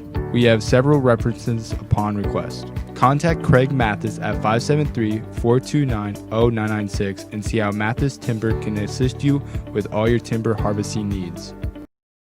If you're shopping for a new car, truck, or SUV, you need to make a stop at Countryside Chevrolet on Highway 160 in Doniphan. Countryside has one of the largest Chevrolet selections in the area, plus plenty of pre-owned vehicles that go through a 117-point inspection before they're warranted for 12 months or 12,000 miles. The goal at Countryside is to provide you the best deal on your next car, truck, or SUV. See them online at CountrysideChevrolet.com or call 1-800-63-CHEVY. Chevrolet, an American revolution. Davis True Value is proud to sponsor the Dons and Donettes for another exciting ball season. Just like the Dons and Donettes, Davis True Value knows hard work wins the game. They are your selection, service, and savings destination hardware store, serving the area with paint, plumbing, electrical, lawn and garden, and housewares. Your local True Value hardware with so much more. From window repair to chainsaw sharpening, we are the store of first choice. Behind every project is a True Value.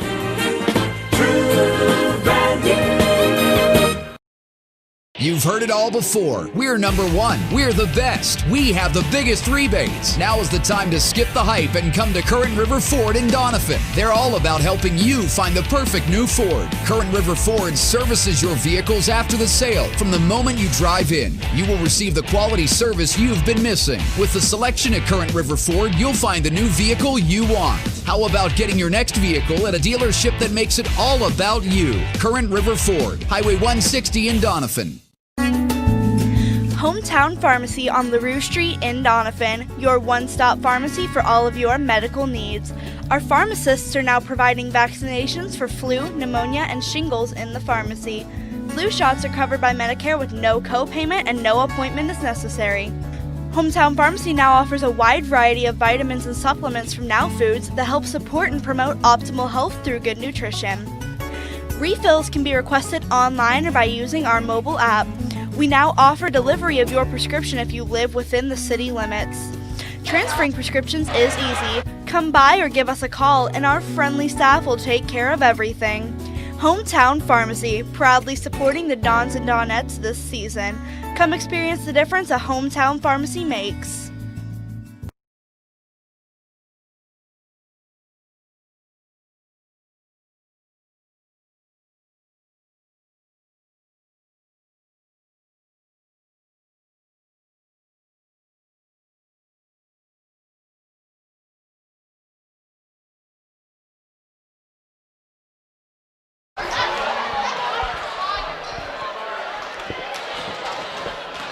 Welcome back, everybody. Keith Bowman back at Doniphan High School. We're at halftime. It's 27-20 Dons over the East Prairie Eagles.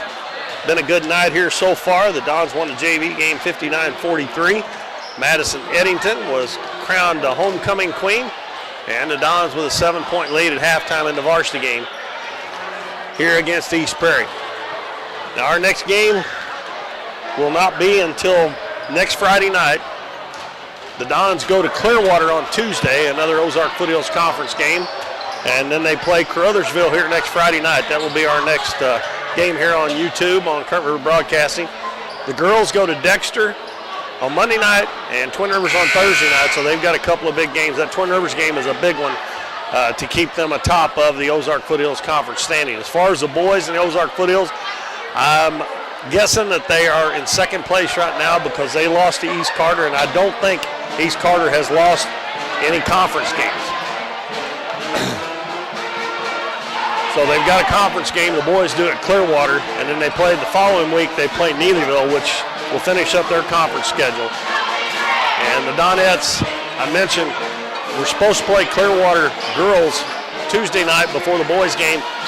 Coach Epps was up here between games talking to me. He said that they're going to play the Clearwater girls the following week, and that's also at Clearwater. So that will be I'm sure, just a one game. I don't think Clearwater has enough for JV. All right, we're ready to start the second half. Zerwanka, Bryant, Owen, Jones, and Rawlings. And it looks like they're going to play a box and one. And Bryant throws it away. And Ellis is going to circle out. And then Jones takes it back away from him. He's going to run alongside. And now another play by a couple of three really good defensive plays. Two by East Prairie and one by the Dons. And the Dons end up with the ball like they had at the start of the quarter after a couple of turnovers. Bryant fakes the three. He's going to shoot it from the elbow, and it's good. Tristan Bryant with his 4th and 5th point.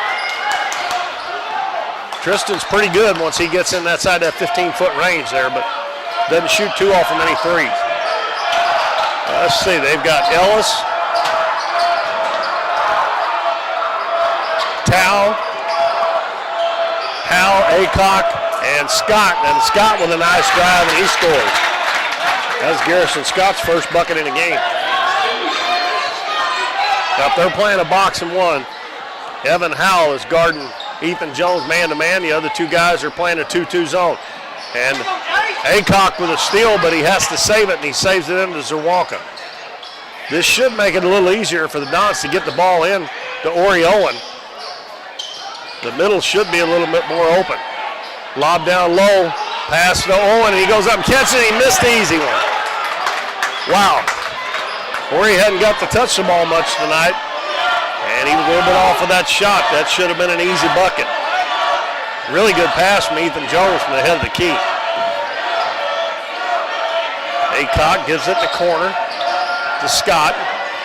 Scott hits Tao driving to the basket, runs into Ori Owen, and it's going to be knocked out of bounds. And it'll stay with the Eagles. And it'll be Jace Acock to step out and throw it inbounds. Lobs it into Scott, out in the corner. And push off there by Tao. Doesn't get called for it, but he misses a shot. Rawlings gets a rebound for the Dons. Dons up by 7, 29-22. Jones dribbles baseline, elevates for the jumper, it's short.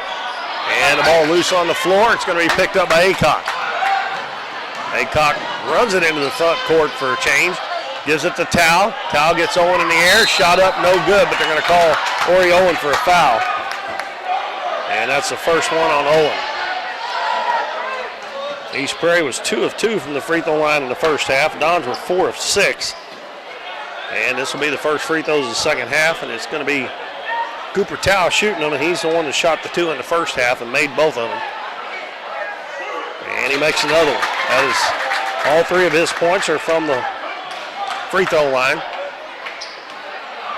East Prairie hanging around. Got a chance to cut it to 5 with his second free throw.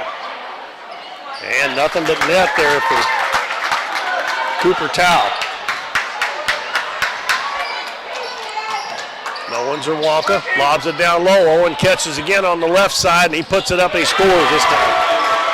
I told you it's going to be, should be a little easier to get it in there with them playing that box and one on Ethan Jones. But you kind of pick your poison. If you keep Ethan from scoring, it should make it easier. And Acock with a drive, he missed it, but no block out on Howell. And again, the little guy getting in there scoring. At the other end, Jones is open, he missed it. Quick shot, Howell with the rebound. And the Dons playing right into East Prairie's hand. Tao's shot is blocked by Ori Owen, and he saves it before it goes out of bounds.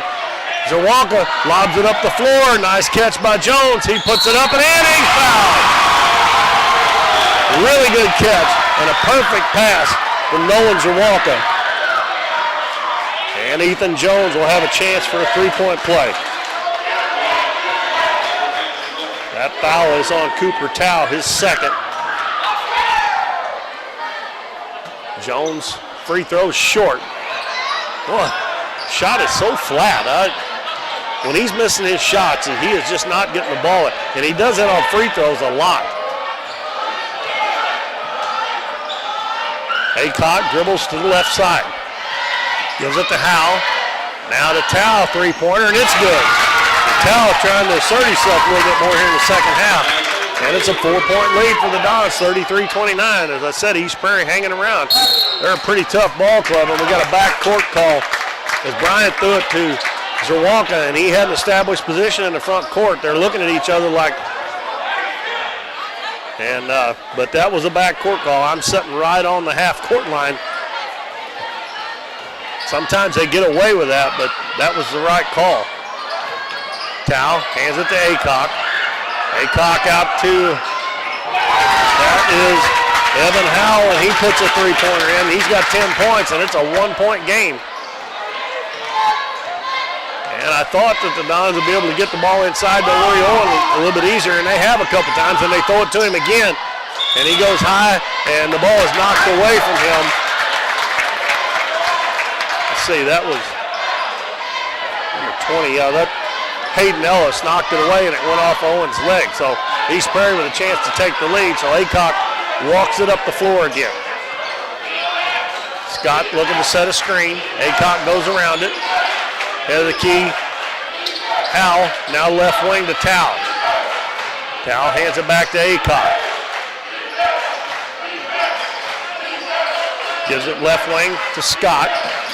Scott, backdoor pass, baseline to Tao, and that's an offensive foul on Cooper Tao. Oriolan got there in time to pick it up. That is the third foul on Tao. Brandon Moore's coming in for the Dons. And he's going to give Tristan Bryant a rest. That's a second team foul. And we got number 23, Ronnie Vincent, coming in the game. And also number 11, Bryson Marshall may be coming. No, I don't think he is. We got a timeout called by Coach Knight. It's a 30-second timeout. We'll keep it here. Now they have cut the lead to 1. As they have outscored the Dons 12-6 in this third quarter.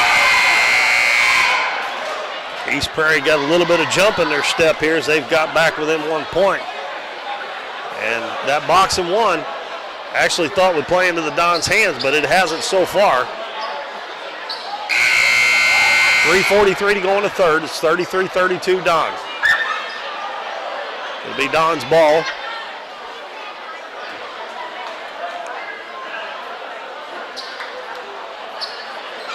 And I think Tao was the one coming out of the game with his third foul. And it was Vincent checking in for him. And they have got Evan Howell guarding Ethan Jones man-to-man. And it actually, I guess it is doesn't look like a 2-2. Jones gets open, three-pointer short. Brandon Moore gets the offensive rebound. Out front to Zerwalka. Over to Jones, to Moore. Moore back out front to Zerwalka. Back to Moore on the left wing. Back to Zerwalka. Fakes the three, dribbles into the paint. And he gets tied up, he turns and shoots it, and he short arms it. And it's an air ball, and it goes out of bounds. When he turned around the second time, he was wide open, and he didn't get it up to the rim. Again, East Prairie got a chance to take the lead again. Don's still playing man-to-man.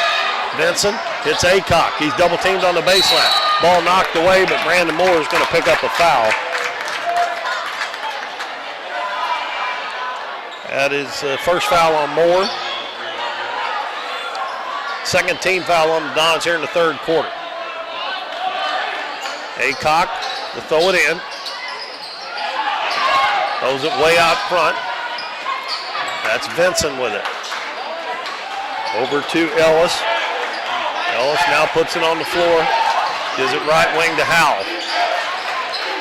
Scott in the corner. They did a lot of giving and go, and a walk's going to be called on Vincent.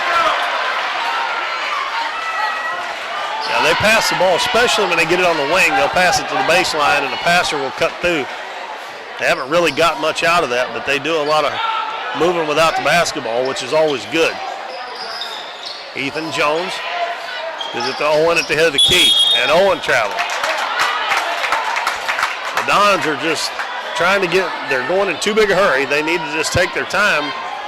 But as I said in the first half, that is what East Prairie's wanting them to do. They're wanting them to speed it up.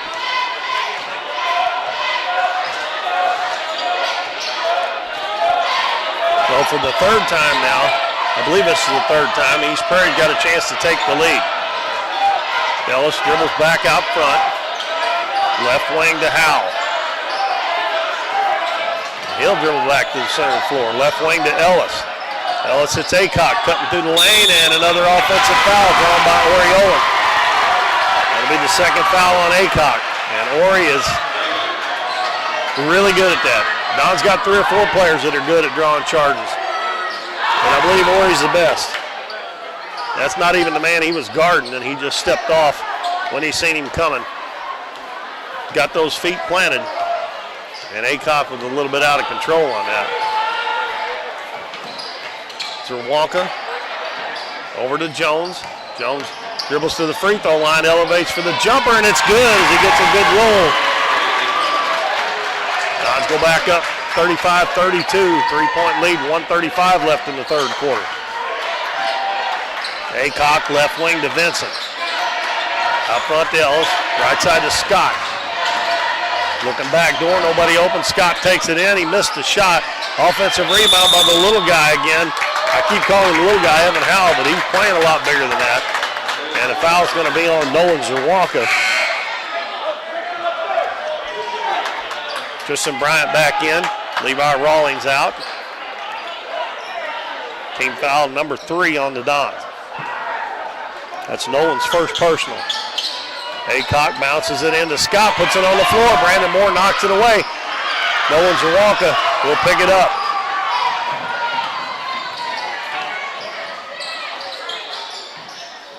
Throws it in the baseline to Bryant, back to Moore, head of the key to Zerwanka, lobs it low. Ori with a nice catch, goes over on the left side, he missed it again. I mean, he's being contested there, but he usually makes those. Vincent goes down, and I thought he traveled. Howell with a three-pointer in the corner, no good. Ethan Jones with the rebound. Cuts back into the center of the floor, over to Bryant. Bryant fakes the three, bounces low to Owen, and Owen's going to put this one in. Good penetration by Bryant, and he found Owen down underneath the basket, wide open. And it's 37-32, so the Dons got it back to a 5-point lead. It was 1. Got 25 seconds. Well, they almost made a bad pass there. Scott, 3 in the corner, it's in and out, and they get the offensive rebound again. Evan Howell shot no good. Ori Owen with the rebound. Got 11 seconds to go. Bryant looks up at the clock, penetrates, gives it to Zerwanka. Ori Owen, 3 from the head of the key, in and out. And the ball is going to be thrown the length of the floor. And the Dons had a 7-point lead at halftime. East Prairie gained 2 on them, but they still lead it 37-32 at the end of 3 quarters. We'll be back in 1 minute. Stay with us here on Current River Broadcasting. We're for road trips. We're for hitting up Arthur Bryant's for lunch and making it to Lambert's for dinner. We're for drop tops, T-tops, classics, cruisers, steel horses, and real horses. Have you ever hit a deer? Yep, we're for you too. We're for getting stuck in traffic and 6-lane freeways that aren't so free. We're for Missouri license plates. No, medals of pride. Like us, no 2 roads are alike, but we're all connected. We are Missouri Farm Bureau Insurance, and if you're a Missouri driver, we're for you. I am Doug Green, your Missouri Farm Bureau Insurance Agent, and if you're in Ripley County, I've got you covered. Well, you don't need a week.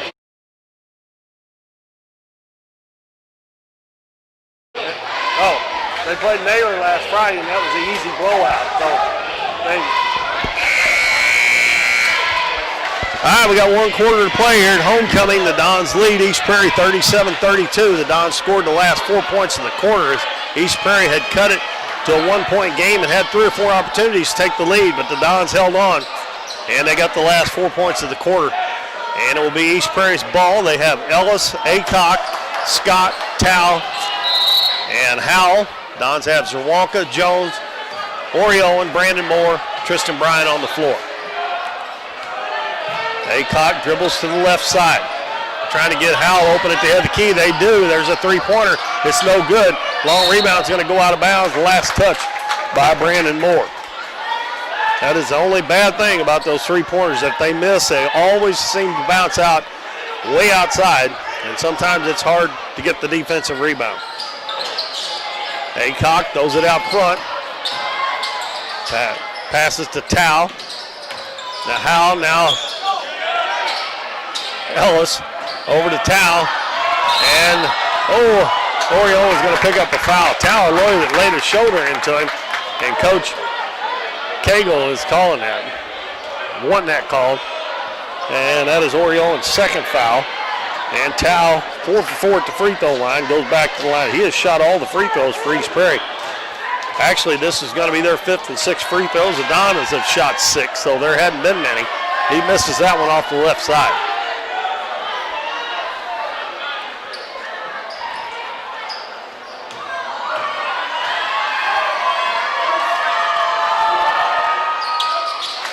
Makes the second one, and he has 8 points now. 37-33 with 7.5 minutes left in the ball game. Still playing a box and one. Jones fakes the three, bounces right side to Moore. He's going to fire up a three, and it's good. Brandon Moore, I said early in the game that some of the other guys that don't hit those threes is going to have to hit a couple. Zerwanka's hit one, Rawlings has hit one, Moore's hit one. And it's back to a 7-point lead where we were at halftime. Ellis with the ball, dribbles into the paint, hands it off to Tao, and we're going to have another foul on Oriola. And Coach Kegler's wanting to walk. He wanted to walk the last time Tao got fouled by Oriola. And Tao is basically just taking the ball and driving it into the paint now, probably looking for a foul. And he goes back to the free throw line again for his 7th and 8th free throws of the game. So far, he's made 5 out of 6.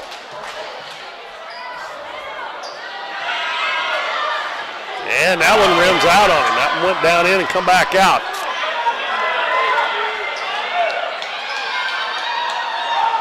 I still think the Dons are not playing up to par. A week off during the middle of the season like this, I think is not good.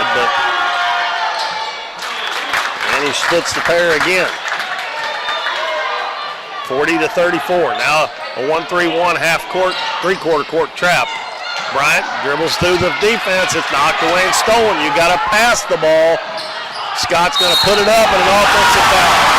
And Owen got another one. And Coach Knight out on the floor.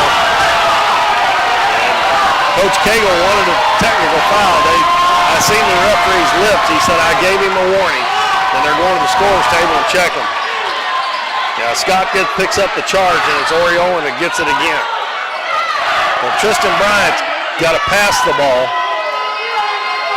He tried to go through a double team, and he lost it. Lucky, the Dons got a charge there. It would have been 40-36.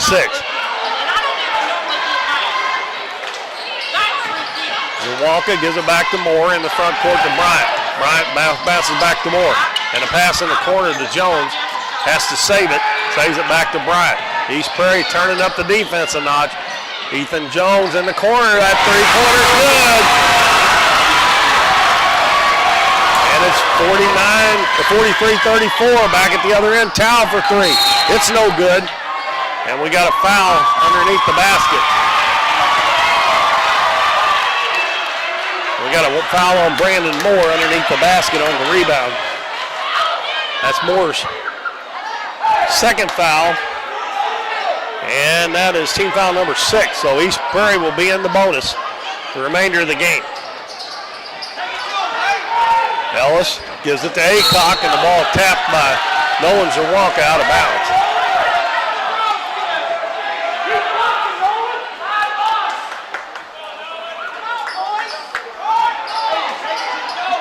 Ellis inbound it, throws it in the corner. They get it in the lane to Tao. Tao turns, shoots it, no good. And the ball tipped right to, and we're going to have a foul on Tao. And I think that's Ori Owen laying on the floor. He went to the floor hard. Tao just climbed over the back and slammed that ball down, probably out of frustration for missing the shot. And he's got 4 fouls now.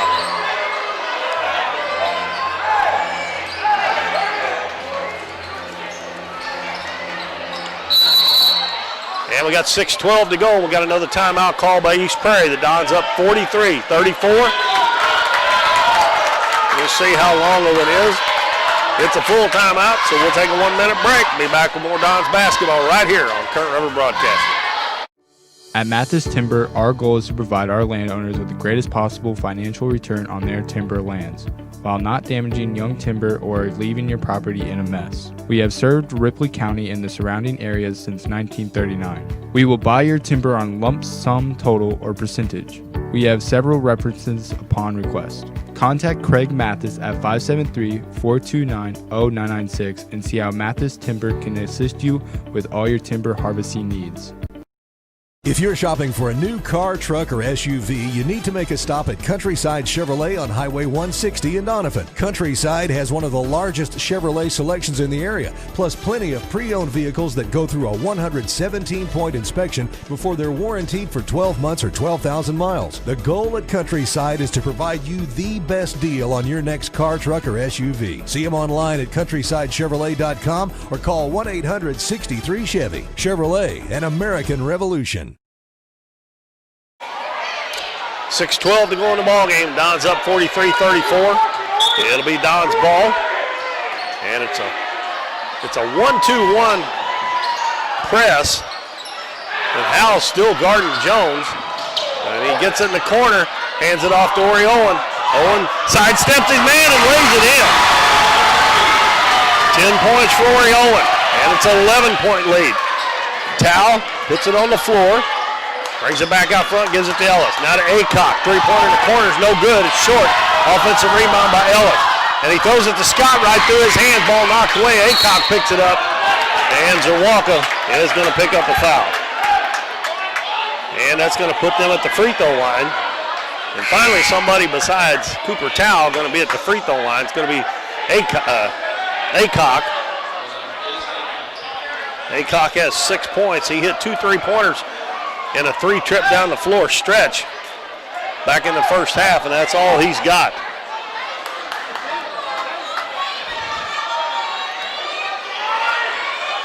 So it's a 1-and-1. Acock eyes it up, puts it up, and it's short. And the ball picked up off the floor. And we're going to have a foul.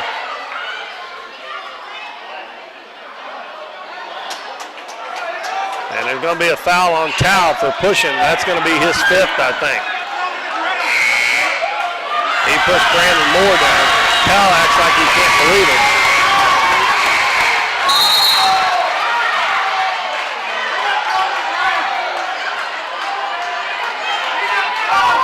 And that's going to bring Ronnie Vincent back into the ball game. And Tao will foul out with 9 points.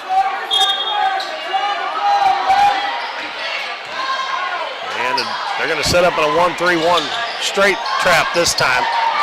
Pass is knocked away, and we're going to have a foul on Moore. Bad pass again by Bryant.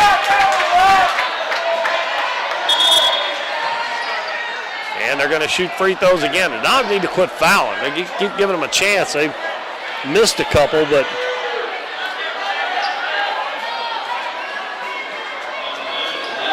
going to be Evan Howell at the free throw line this time. That was the 3rd foul on Moore. Still a 1-and-1. That's an 8th team foul. Howell's got 10 points to lead the Eagles, and now he's got 11. And the last thing you want to do is foul him and with the clock stopped and let him have a chance to score. Got a chance to pick up 2 free throws, and he does. He gets 2 points with that clock stop. And it's back to a 9-point lead. Dons break the press. Bryant takes it all the way down, lays it up. It's good, and a blocking foul. And that one's going to be on Acock. Bucket's going to count for Tristan Bryant. Sometimes Wish that they wouldn't take that in there because it seems like a wild shot, but every once in a while you get lucky.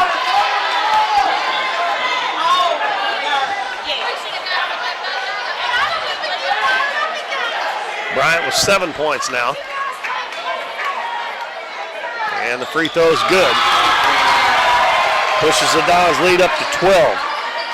And I believe that's their biggest lead of the game.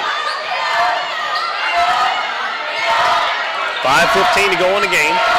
Al catches on the right wing to Ellis. Now a jumper put up and no good. That was by Vincent, and we're going to have an over-the-back foul. And that's going to put the Dons at the free throw line. Both teams in the bonus now. That foul is on Ellis. That's 3 fouls on Ellis.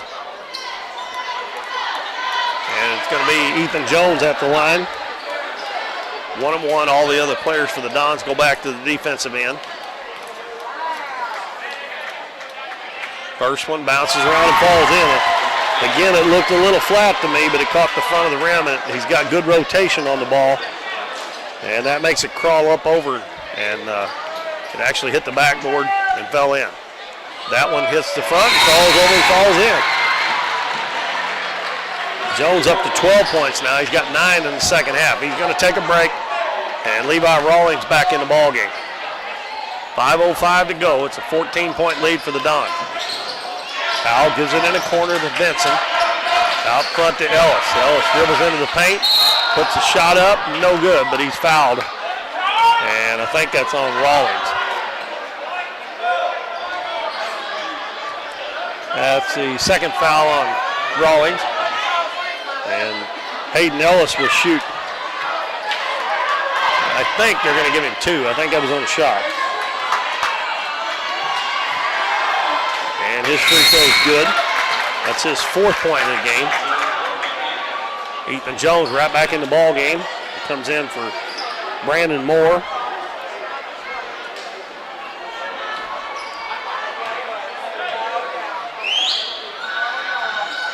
Ellis makes both free throws. 50-38. Zawalka gives it to Bryant. Bryant gives it across the half line. Bounce over to Zawalka. Ball knocked away, but he gets it back. In the corner, Jones catches and drives to the basket. Goes in and he's fouled by Scott.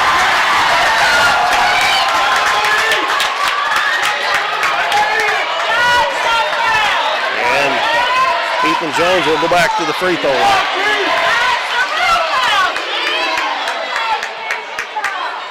First half, we didn't have a whole lot of fouls, but they're beginning to pile up here in the second. He missed that one short. He's not getting it up in the air enough. That one didn't crawl over. He still had the good rotation, but it's just, he needs more arch on it, in my opinion. That one is good. He's going to check out, Brandon Moore back in.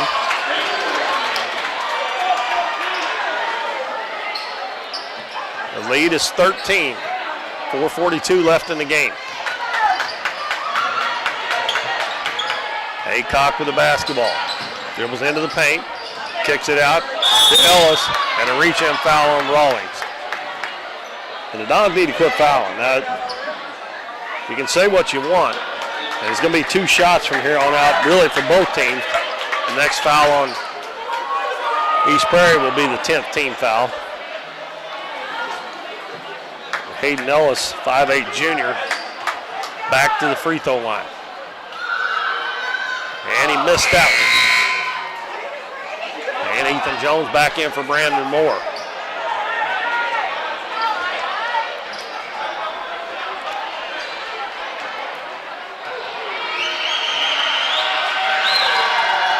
And that one rims out. Maury Owen gets the rebound.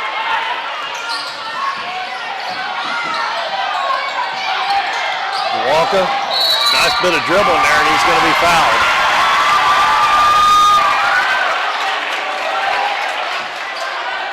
That one's going to be on Ellis, and that's his 4th. And it'll be Zawalka shooting 2 shots.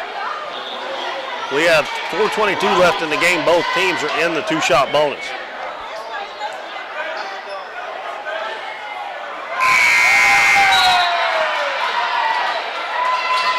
Did he make that?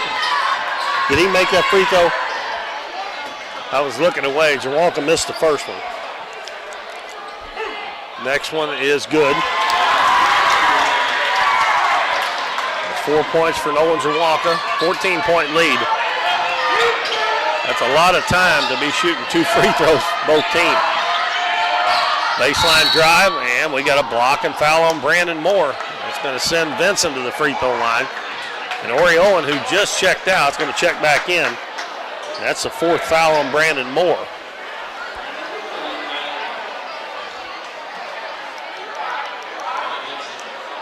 And this will be Vincent at the free throw line. I don't believe he's been there yet. That one is true, right through the middle. And Moore goes to the bench with 4 fouls. And Owen checks back in. Vincent's second one is good. And he's got 6, and it's 52-40 with 4:12 to go. Got a timeout by East Prairie. It's a short one, so we'll keep it here.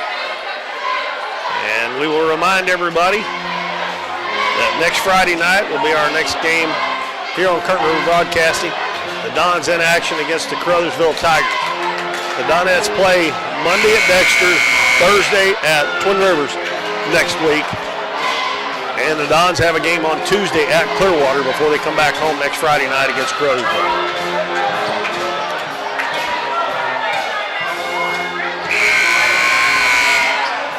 So it's a 12-point lead with 4:12 to go. Both teams in the 2-shot bonus.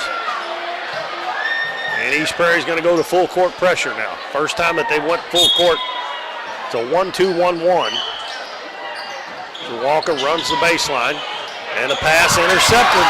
Levi Rawlings with a bad pass. Foul 3-pointer, it's no good. And Rawlings gets the rebound. His outlet pass is knocked out of bounds by Aycock. Brandon Moore back in the game, and Rawlings will check out.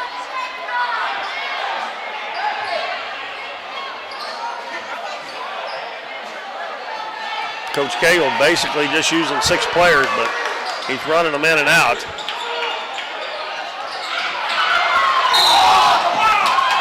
We got a travel on Ori Owen. And the guards kind of run away from Ori that time instead of going back and getting the ball. You don't want your 6'6" center handling the ball in the back court against the press. But Bryant and Zawalka and Moore's got to go back and get that ball. Bounce pass into Scott. Turns, and Ori Owen gets another block shot. And a foul immediately. Ball comes down in Jones's hands. And number 20, Hayden Ellis, is walking off the floor, so that must be on him. That's his 5th. And that'll bring Bryson Marshall back in the game.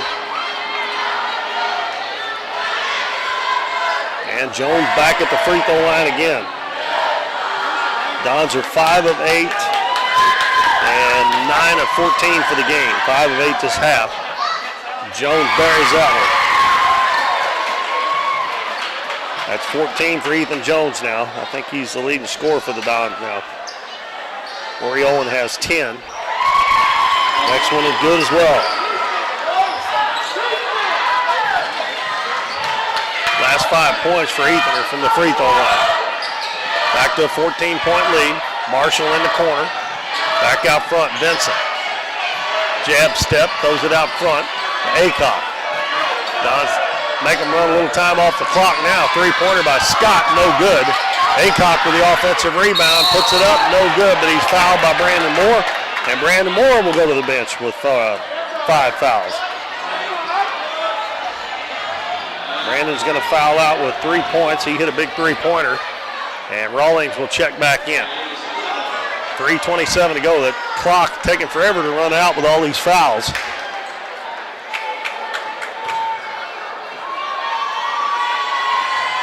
Aycock eyes it up and puts it in.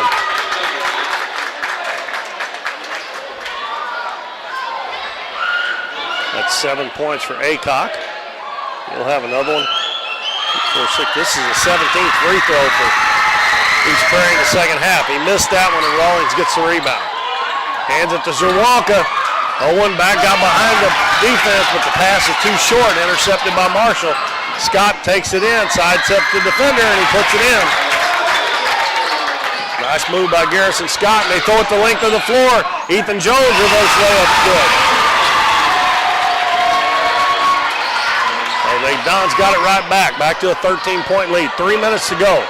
Aycock into the paint, shot up, no good, but he's fouled by Zawonka.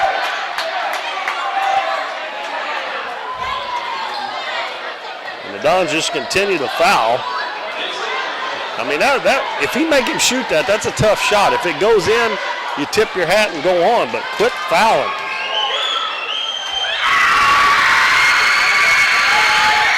Aycock makes the first one this time, just like he did the last time. He missed the second one. He has got 8.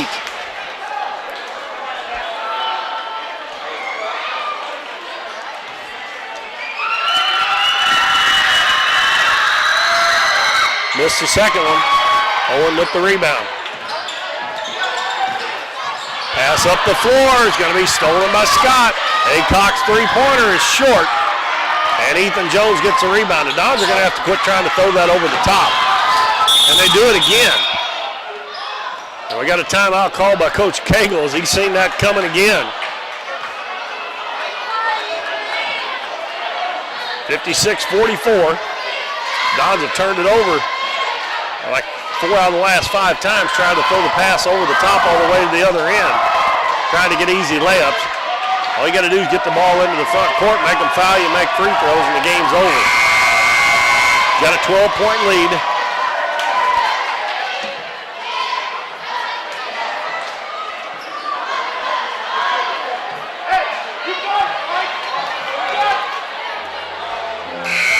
.243 to go in the game.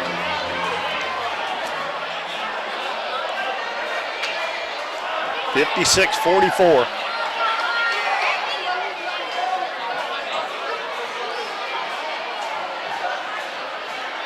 Dons keep 3 guys in the back court to get it in. Now Oriolan's coming back. Inbounds pass comes in to Levi Rawlings. Rawlings in the middle of the floor to Owen. Owen's going to dribble it into the front court, and he has it knocked away and stolen. You don't? Gosh, you're not a guard, Ori. Get down there to the basket. And a three-pointer in the corner. Vincent shoots it short, and Zawonka gets the rebound.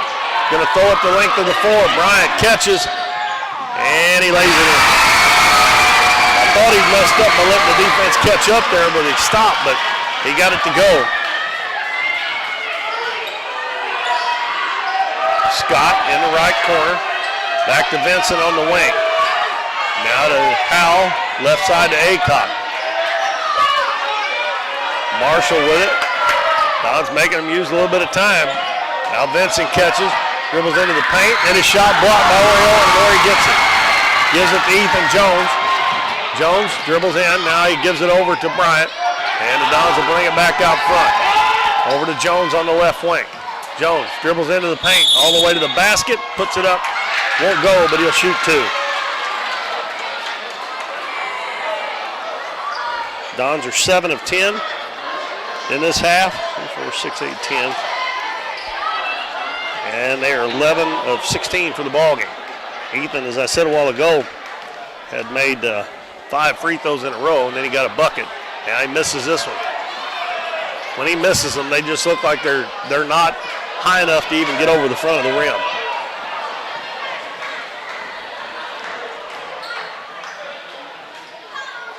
That one's good. So he gets 1 out of 2, and he's got 18 points now.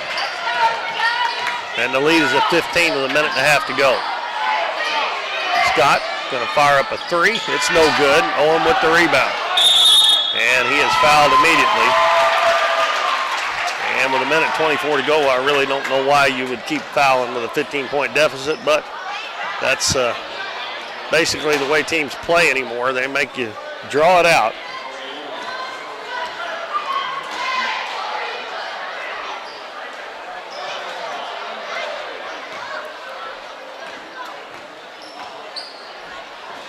And it's Oriolan at the free throw line this time, and it's good. Ori has 11. Alex Harris comes in for Levi Rawlings.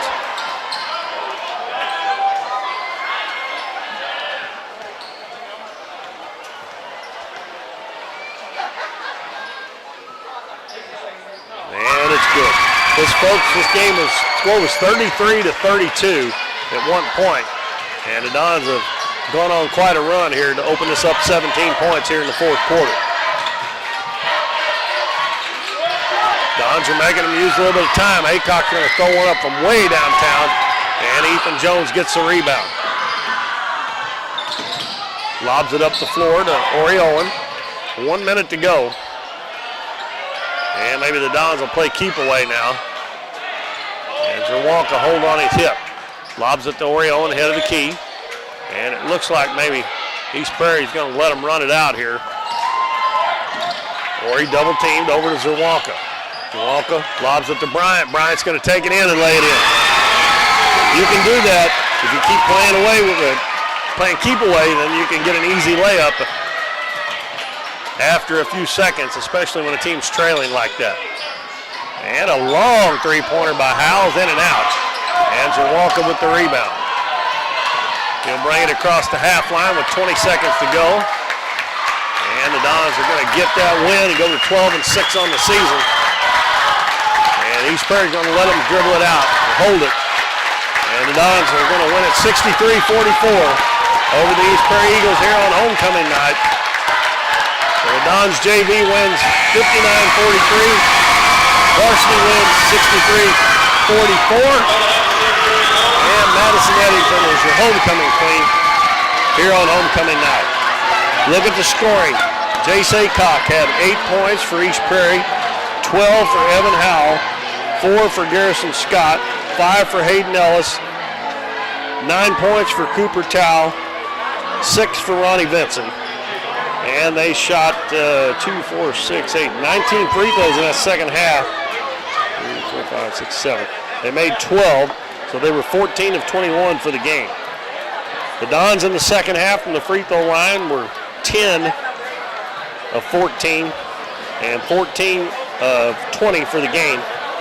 And scoring for the Dons, Tristan Bryant had 12, Brandon Moore 3, Levi Rawlings 5, Ethan Jones only had 3 in the first half, finished with 18. 18. Ori Owen had 4 at the half, he finished with 12. Nolan Zerwalka 4, and Max Owen coming in that first half and scored 9 points to kind of keep the Dons on top in that first half. So a good night here at Doniphan High School for the home team. And we will be back next Friday night as the Dons will be playing the Caruthersville Tigers. Good luck to the Donettes at Dexter and Twin Rivers next week, and to the Dons on Tuesday night at Clearwater. And we will be back with you Friday night, next Friday, a week from tonight, when the Caruthersville Tigers, a team that also has to make a long trip up here to Doniphan. So I hope you enjoyed all the festivities and the games tonight, and I hope everybody has a great weekend. And this is Keith Bowman for Current River Broadcasting. Good night, everybody.